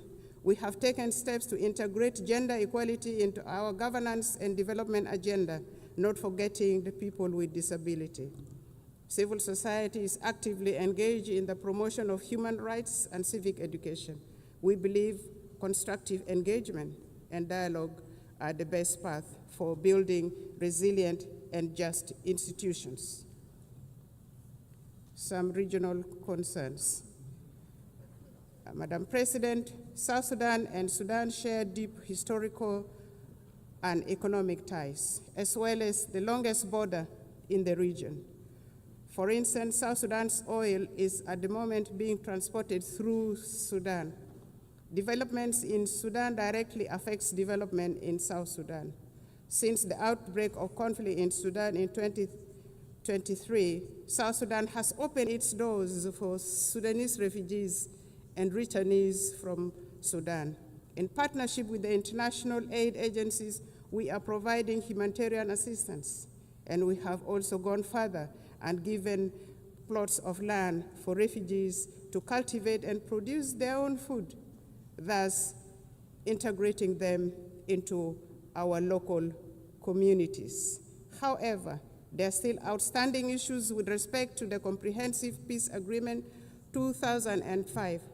Among these are issues of border demarcation and final status of Abyei, including the status of the Ngok Dinka of Abyei, which remains unresolved. We are committed to working with the government of Sudan to amicably resolve these outstanding issues. Furthermore, the current composition of the Security Council no longer, in our view, adequately reflects the realities of today. And for this reason, South Sudan supports the call for the expansion of the permanent membership to include African representation. Furthermore, we advocate for the removal of sanctions and arms embargo on South Sudan and other sisterly countries. Madam President, at independence, South Sudan inherited a rudimentary state structures, hardly any infrastructures. The government is now working simultaneously on nation building, state building, provision of services, including healthcare, education, capacity building, poverty reduction, and food security. South Sudan is seeking to transition from humanitarian aid to development aid. What we are asking for is for the international community to continue supporting South Sudan, a country with immense potential, abundant natural resources, and a young population. We are actively empowering women and young people for the country to become a useful and productive member of the international community. And we are already seeing signs of progress. To conclude, Madam President, Excellencies, and distinguished guests, the United Nations was founded on the belief that humanity is stronger together. The theme of this 80th session, Better Together, is a reminder of our shared responsibility for survival and progress.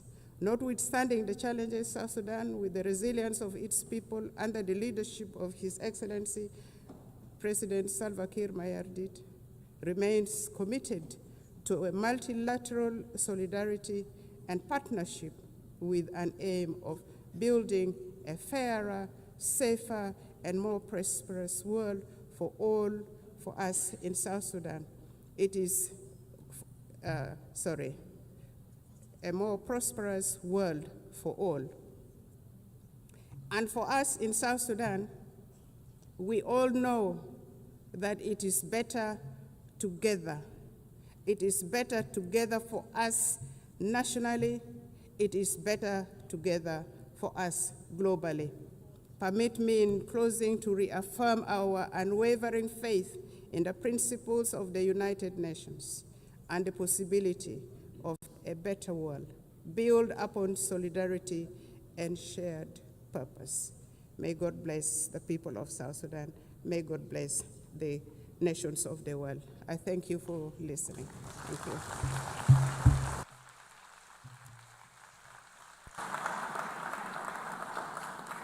On behalf of the General Assembly, I wish to thank the Vice President of the Republic of South Sudan.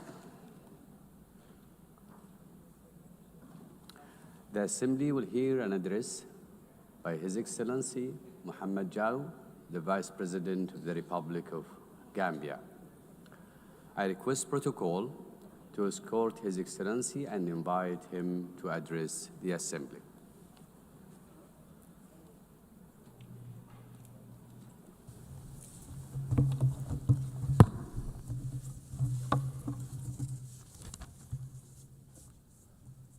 Bismillahirrahmanirrahim. Your Excellency Annalena Baerbock, President of the 80th Session of the United Nations General Assembly, His Excellency Antonio Guterres, Secretary General of the United Nations, Your Majesties, Excellencies, Heads of State and Government, Heads of Delegation, distinguished delegates, ladies and gentlemen. As we commemorate the 80th anniversary since the founding of the United Nations, it is with great honor and profound sense of commitment that I stand before you to deliver this statement on behalf of His Excellency, Mr. Adama Barrow, who could not be here due to circumstances beyond his control. At the outset, allow me to convey warm greetings and best wishes for a successful session from His Excellency, Mr. Adama Barrow, the President of the Republic of the Gambia, and government and people of the Gambia. Madam President, let me also use this opportunity to congratulate you on behalf of the government of the Gambia on your election as President of the 88th Session of the United Nations General Assembly.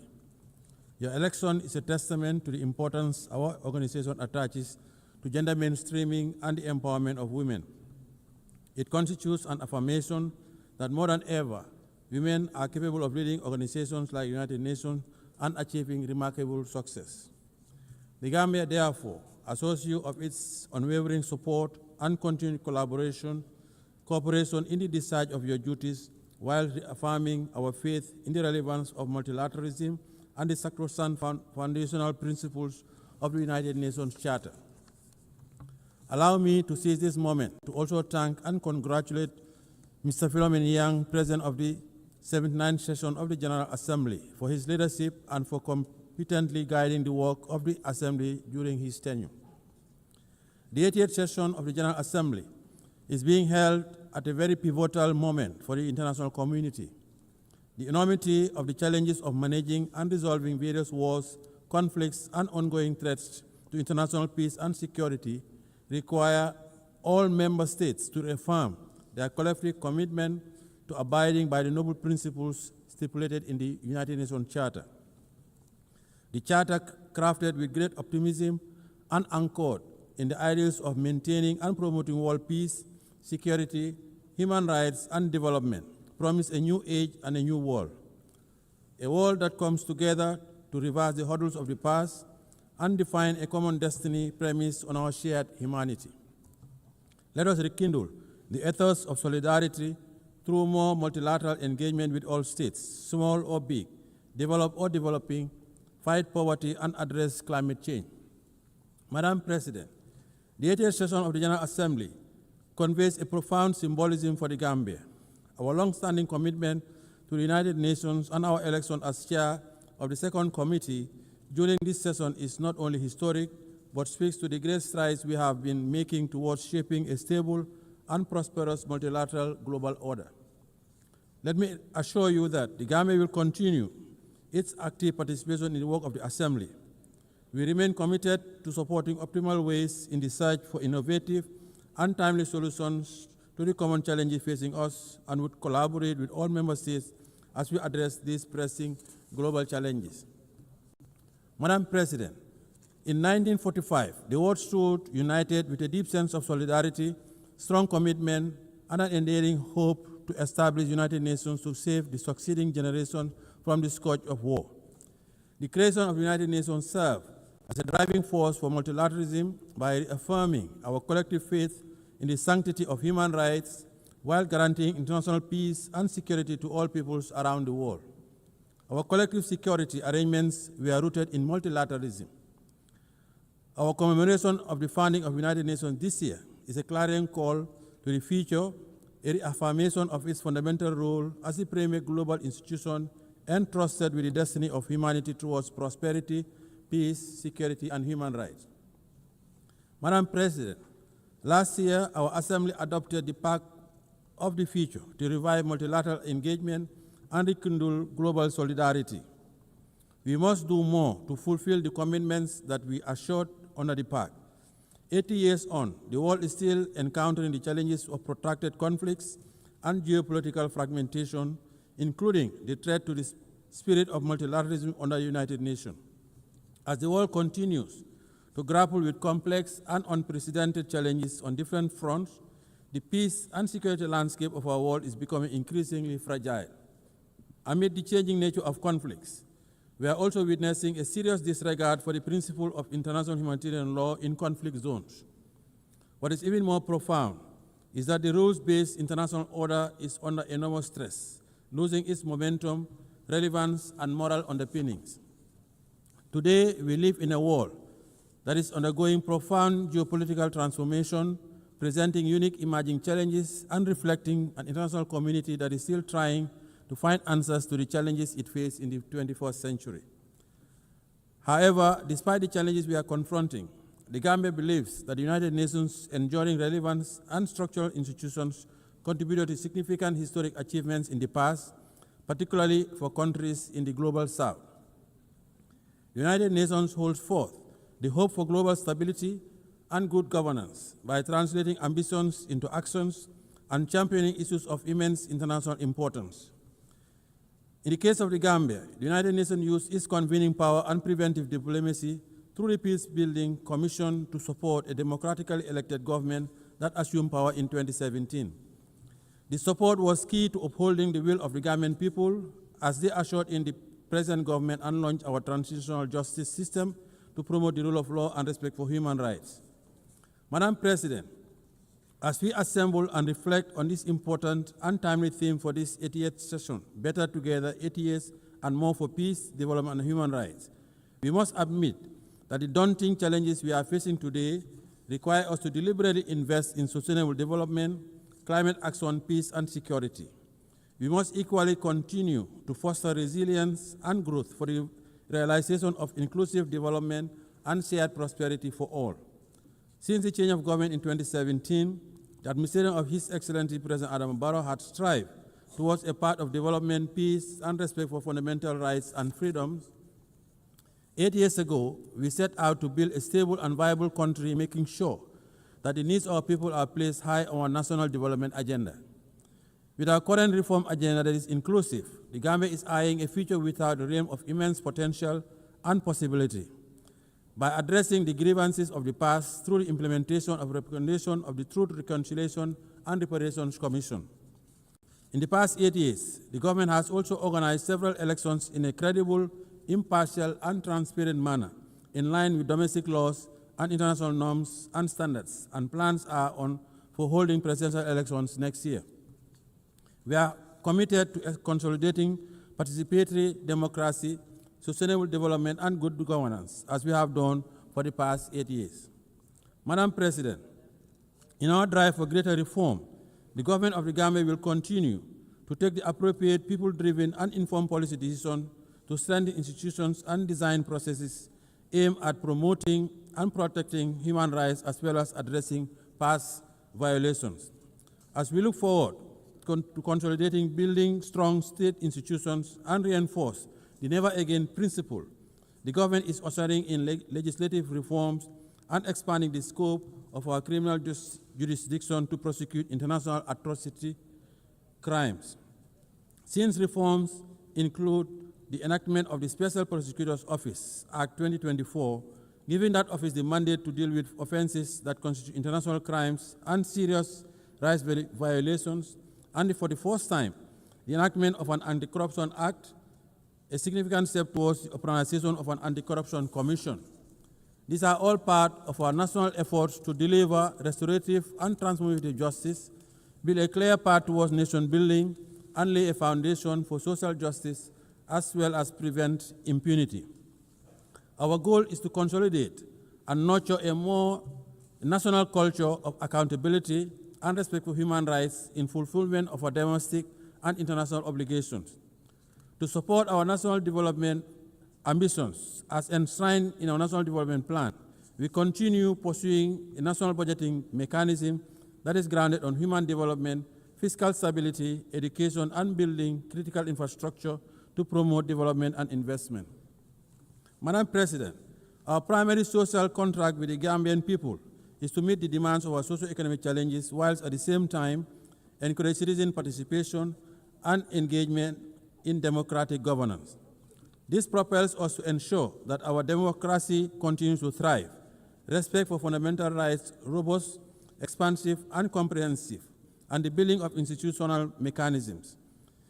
In building a peaceful society, we continue to recognize the integral role of women and their representation and participation in political affairs and public life. We also continue to promote media freedom and the right to assembly and freedom of expression as guaranteed inherent rights through coordinated and sustained actions. As a government, we encourage constructive engagement with our citizenry, particularly the young people, and respect their rights to participate in democratic functioning of the state. In view of our own experience with governance challenges, we value the need for addressing the consolidation of democracy and good governance in our neighborhood. It is in this spirit the Gambia recently hosted the Sahel Governance Forum, which seeks to galvanize a multi-stakeholder convergence to address the governance challenges that continue to hamper regional peace, stability, and development. We are confident that such forum will provide the right opportunity for systematic discussion on finding definitive solutions to the rising tide of violence, insecurity, and instability of the Sahel. Madam President, with its strong commitment to the promotion and protection of international peace, security, and human rights, the Gambia continues to be a member of the African Union Peace and Security Council, the United Nations Human Rights Council, and a police and troop contributing country to UN, AU, and ECOWAS peacekeeping missions around the world. By serving on this important council of the continent and taking part in peacekeeping operations, the Gambia continues to prioritize the maintenance of international peace and security, including the consolidation of political and democratic governance and strengthening partnership for African security. It is significant that the African Union and the United Nations continue to work together to address regional peace and security matters, including the recalibration of our preventive diplomacy tools for maximum impact. We need to strengthen the early warning mechanisms as well as prioritize the protection of children affected by armed conflict. Madam President, by echoing the mantra of the Africa we want and an Africa at peace with itself, the Gambia believes that more needs to be invested towards conflict prevention as part of efforts to respond robustly to challenges of insecurity and underdevelopment, particularly through resilient building. We call on the United Nations Security Council to step up and meet its responsibility towards the resolution of conflicts in Africa and beyond. The rising level of inequalities are indicative of the unequal global economic system, creating huge imbalances for countries in the global south, particularly in Africa, to address poverty, debt, and unemployment. It is indeed disheartening that 5 years towards the end of the targeted Agenda 2030 deadline, much remains to be accomplished and the realization of its goals and ambitions appear to be profoundly remote. Madam President, in 2025, when the world should be forging towards a path of development and prosperity, we are once again confronted with the scourge of more conflict and war. Therefore, the 2025 Peace-Building Architecture Review presents a unique opportunity to agree on building stronger preventive arrangements and measures for conflict prevention. The ongoing conflicts raging around the world would need to stop immediately. The unnecessary deaths, displacement, and untold suffering of civilians from Palestine to Sudan, Lake Chad Basin, Ukraine to Russia, Haiti, Libya to the Sahel, and in other corners of the world is unacceptable. As members of the United Nations and as conscientious global citizens, we cannot relent on our collective quest for durable peace.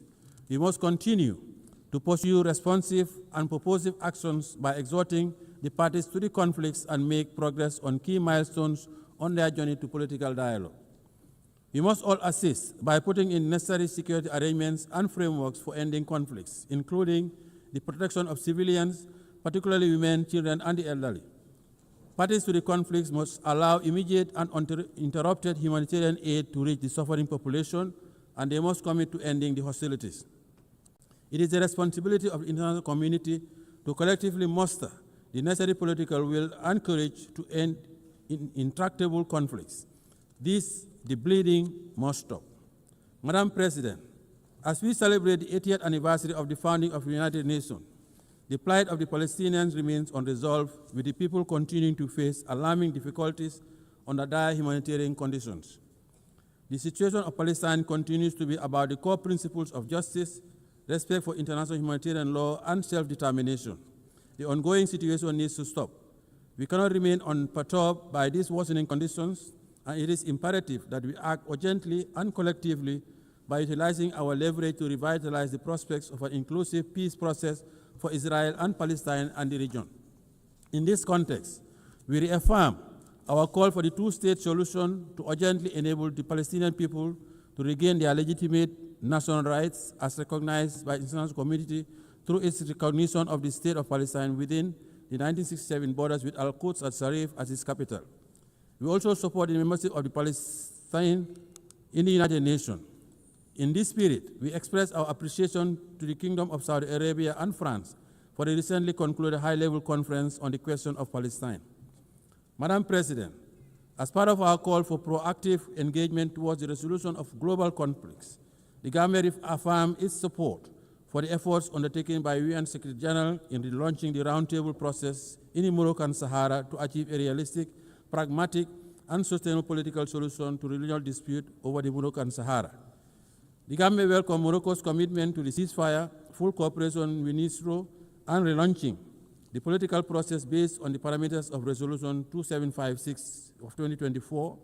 In this regard, we call on Polisario to abandon its unilateral withdrawal from the ceasefire, lift restrictions imposed on the freedom of movement and the provision of supply to MINUSO, and urge all parties, Morocco, Algeria, Mauritania, Polisario, to work towards a realistic, pragmatic, and sustainable political solution based on compromise. The positive impact of the Moroccan Autonomy Initiative, a realistic, credible, and serious effort for the settlement of this regional dispute, is already well recognized, and the people of the region continue to enjoy peace and development and protection of their human rights. Thanks to the government of the Kingdom of Morocco's new development model for the Moroccan Sahara region. Furthermore, the Gambia also lauded the launch by His Majesty Mohammed VI, King of Morocco, of the Morocco-Nigeria gas pipeline, the Atlantic African Initiative, and the Sahel countries' access to the Atlantic. The three regional royal initiatives would give new impetus to the Moroccan Sahara region by establishing it as a new platform for security, stability, and co-development in the Atlantic, the Sahara, African, and Mediterranean areas. Madam President, the Gambia also continues to stand with the government and people of the People's Republic of China on the One China policy. China's commitment to international cooperation and support for the critical spaces of development in different sectors demonstrate that the sustainable development of South-South and triangular cooperation are possibilities. The Gambia continues to reiterate the call for the lifting of economic embargo against the brotherly people of Cuba. The embargo continues to inflict undue hardship and economic devastation, occasioning substantial challenges for the government and people of Cuba. We believe it should come to an end now. Friendly cooperation is the way forward. Madam President, as we mark 25 years since the adoption of Security Council Resolution 1325 on women, peace, and security, we should take a moment to renew our firm conviction that the attainment of sustainable development and the consolidation of peace and security are anchored in the full and inclusive representation of women in all spheres of political and decision-making processes. While considerable progress has been made towards the realization of women's inclusion, women's participation in the consolidation of peace and security, there continues to be significant impediments that we must overcome. Women must always have a seat at the negotiating table. They usually bear the brunt of conflicts. Therefore, as we prepare for the Fourth World Conference of Women, and as nations sharing the same destiny, we have a moral obligation and a collective responsibility to act swiftly to address all issues hampering the empowerment of women, including institutional advancement and their contribution to the consolidation of peace and security. Madam President, in view of the outcome of FFD4, it is our hope that international financial architecture and mechanism will change for the better as the current international financing architecture, especially as it relates to debt restructuring, continues to hamper the development aspirations of developing countries. Due to limited fiscal space exerted by debt distress, developing countries find it hard to make significant investment in the social sector. The challenge is even more profound when it comes to investment in the productive base of their economies to engender growth, employment, and development. This situation significantly contributed to the dismal attainment of only 17% of the SDGs. Therefore, to accelerate the full and effective implementation of the SDGs within the targeted framework, we must enhance international finance cooperation and review of the international financial architecture to create arrangements, facilities, and mechanisms that would cater for targeted investments, industrialization, mechanized agriculture, provision of quality education, energy, health, and water. Madam President, the Pact of the Future adopted last year at the 79th session of the General Assembly presents a unique opportunity to review our realities, invigorate the implementation of the SDG Agenda 2030, and intensify our efforts towards confronting the pressing challenges of our time. The Pact is about advancing our advanced prosperity. The Gambia supports the convening of the preparatory process for the review of the Pact in 2028 to align effectively with the prevailing and upcoming intergovernmental processes such as the 2025 Peacebuilding Architecture Review, the high-level plenary meeting to commemorate the 30th anniversary of the World Programme of Action on Youth and the World Social Summit. The success of these reviews will depend primarily on our commitment and concerted push to build a more equitable and resilient global governance framework that supports the attainment of our global goals. Madam President, our reform agenda is still incomplete without reform of the Security Council. The Gambia supports the reform of the United Nations Security Council and the Common African Position on the reform of the Council as set out in the CIRT Declaration and the Isilwini Concession. We strongly believe that the ongoing review and reform process of the United Nations needs to make good progress, and Africa's underrepresentation in the permanent and non-permanent categories of the Security Council is a historical injustice that urgently needs to be corrected. Africa has always contributed to global peace, and Africans also paid the ultimate price during the 2 world wars. Hence, the Gambia believes that the time has come for the international community to support Africa's call for meaningful representation in the Security Council. The reform of the Council guarantees its legitimacy and credibility as the body responsible for the maintenance of international peace and security. We commend the AU Committee of 10 heads of state and government on the United Nations Security Council reforms, chaired by His Excellency President of the Republic of Sierra Leone, for their leadership in this legitimate quest. Madam President, as the world continues to witness heightened level of insecurity, the threat of climate change continues to aggravate security challenges, especially in the Sahel. We must address the impact of the climate crisis as part of the vital resilient measures that mitigate climate-related risks where they intersect with political, social, and economic factors. The Gambia would like to acknowledge the progress made at COP29 in Baku, Azerbaijan, for moving from $100 billion to the new collective quantified goal, which is still not adequate to finance all the mitigation and adaptation actions, especially for countries in special circumstances. We need to take concrete decisions at COP30 in Belém, Brazil, to galvanize support for more climate financing.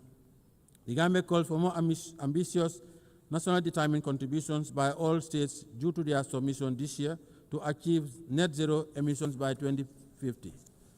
Madam President, as I conclude, allow me to call on member states to use this 88th session of the General Assembly to forge a new consensus to confront our new reality, a consensus that unites us behind our shared determination to make the United Nations a potent instrument to serve our common purposes and aspirations as one human family. This is our only planet. Let us preserve it for posterity. The Gambia is ready to play its part in making our world a better place for all. On behalf of His Excellency President Adama Barrow, the government and people of the Gambia, I wish you all fruitful deliberation towards advancing the theme of the 88th session of the General Assembly. I thank you for your kind attention.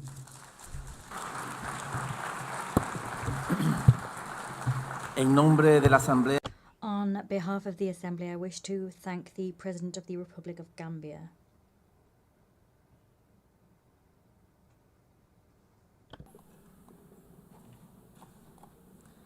Doy ahora la palabra. I now give the floor to Her Excellency Sabine Monauni, Deputy Prime Minister and Minister for Foreign Affairs, Environment and Culture of the Principality of Liechtenstein.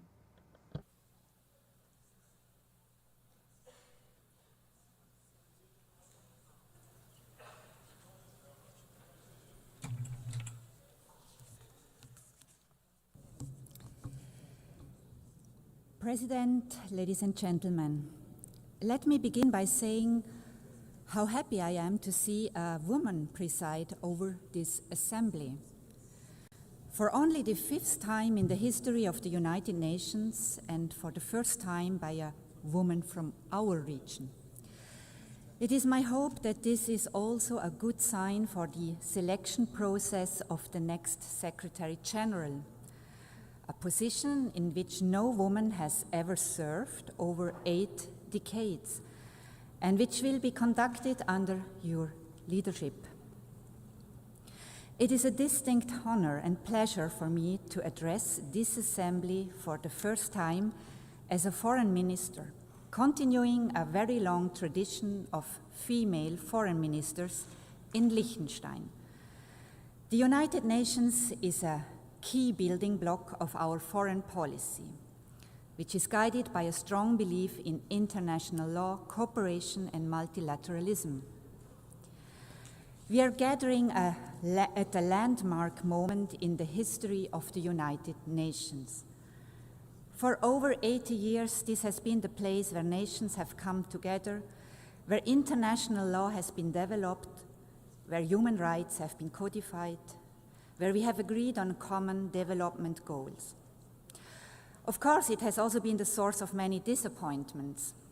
Too often people around the world have been looking to this assembly and at the Security Council chamber next door in the hope of decisive action to secure peace. the key purpose of this organization, only to realize that political paralysis was shattering these expectations, justified as they were.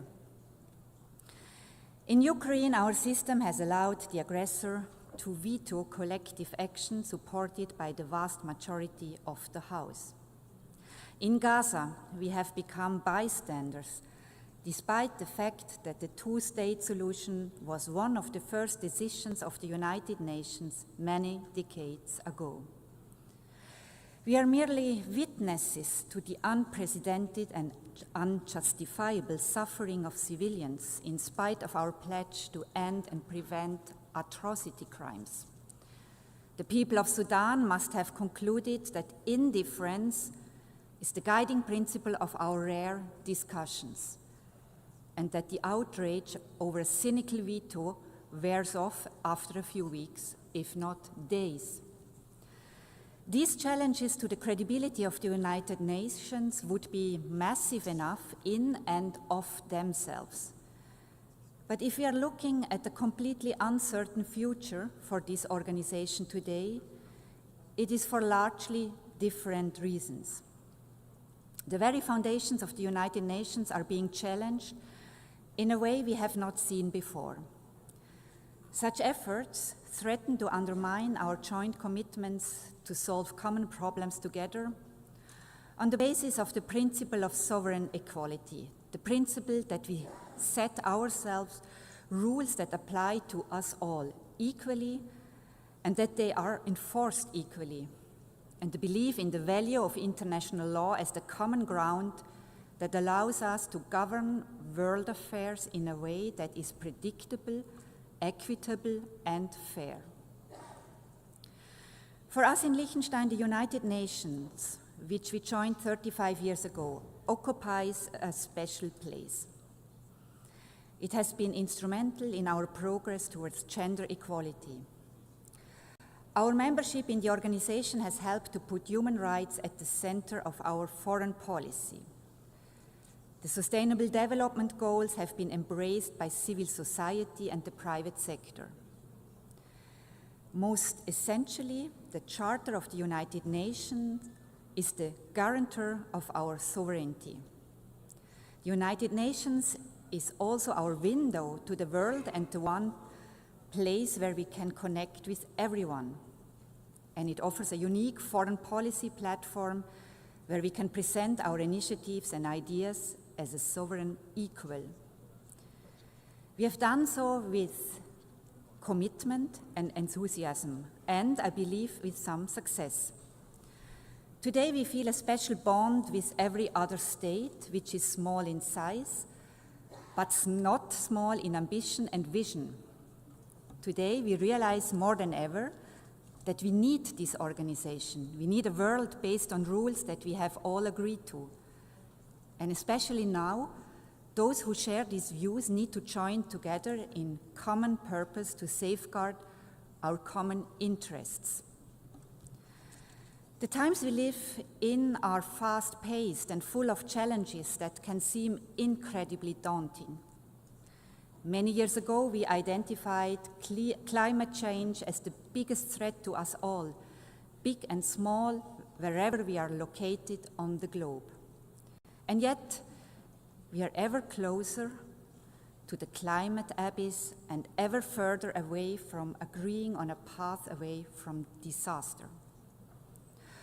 Artificial intelligence is developing with lightning speed, largely unchecked, with obvious risks to our social fabric, but without any agreement on rules and boundaries. In my part of the world, priorities have shifted dramatically in the last 3 years. We are now mostly preoccupied with the fallout of the destruction of the European security architecture by the Russian Federation and with preserving our trade relationships, which we had believed were on a firm basis. Liechtenstein is no different to our neighbors in this regard, and any responsible state will prioritize imminent challenges as we have to. But none of this will be meaningful if it is not embedded in a larger vision, if we do not give ourselves the space to tackle the long-term risks and dangers. The place for us to do this is the United Nations, and we are committed to doing this together with all of you represented in this room. President, today the continued existence of the United Nations is at stake. This is a sobering observation, certainly. But we must find the opportunity that lies in this moment of existential crisis. We have allowed a system to grow that is plagued by duplication, inefficiency, and poor governance. The UN 80 process is the chance, the only chance that we will have to make the organization leaner, more effective in its use of resources, and more productive in generating meaningful outcomes. When we adopted the Pact for the Future a year ago, Liechtenstein made a clear call for this organization to embrace its original purpose as the guardian of peace and security. For our people, our parliamentarians, our civil society, the United Nations is a peace organization. We have to find a way to make it effective in fulfilling this task. If the Security Council is unable to carry out its charter responsibility, as is regularly the case due to the veto power of its permanent members, there are ways for us to take collective action elsewhere, beginning in this hall. We are equally committed to the other pillars of the work of the United Nations: development and human rights, which are existential for the dignity and well-being of the people on whose behalf we serve, and pivotal for more peaceful, just, and inclusive societies.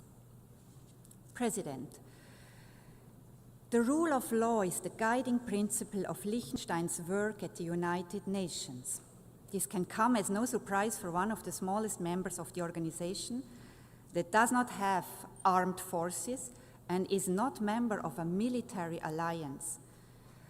Our sovereignty is protected by respect for international law and by its enforcement through accountability where the law is violated. Naturally, we are strong supporters of international courts, the indispensable enforcement mechanism of international law. Key amongst them is the International Court of Justice, which Liechtenstein joined decades before becoming a member of the United Nations. Liechtenstein has been an active participant in the court's proceedings. We are very pleased to see the attention the court's work has been given, particularly in recent years, and the high respect its decisions enjoy among governments and beyond. The recent advisory opinion on the question of climate change stands out in various ways. The initiative to ask for such an advisory opinion originated in the youth climate movement. The mandate to request it was adopted by this assembly by consensus, and Liechtenstein is proud to have been among the states drafting the text of the decision. The proceedings before the court found unprecedented attention inside and outside the courtroom. Finally, and importantly, the advisory opinion was agreed on unanimously by all 15 judges, giving it further authority. We have welcomed this decision, in particular its focus on the area of human rights, where important questions remain unaddressed, and we look forward to working with all of you to put it to the most productive use possible. For us, the International Criminal Court is a complementary and equally important institution.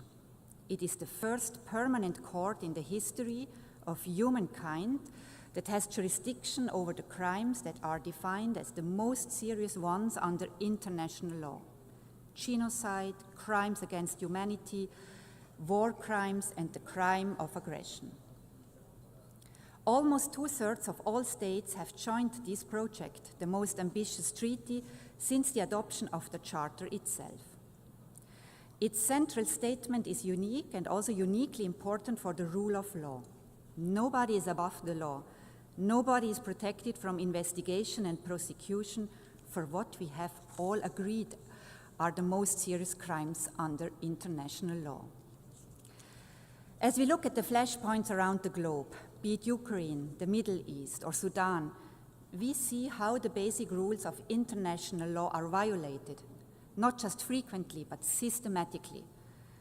This is why we have created the International Criminal Court, to offer protection for the victims and the vulnerable, but also to safeguard international peace and security.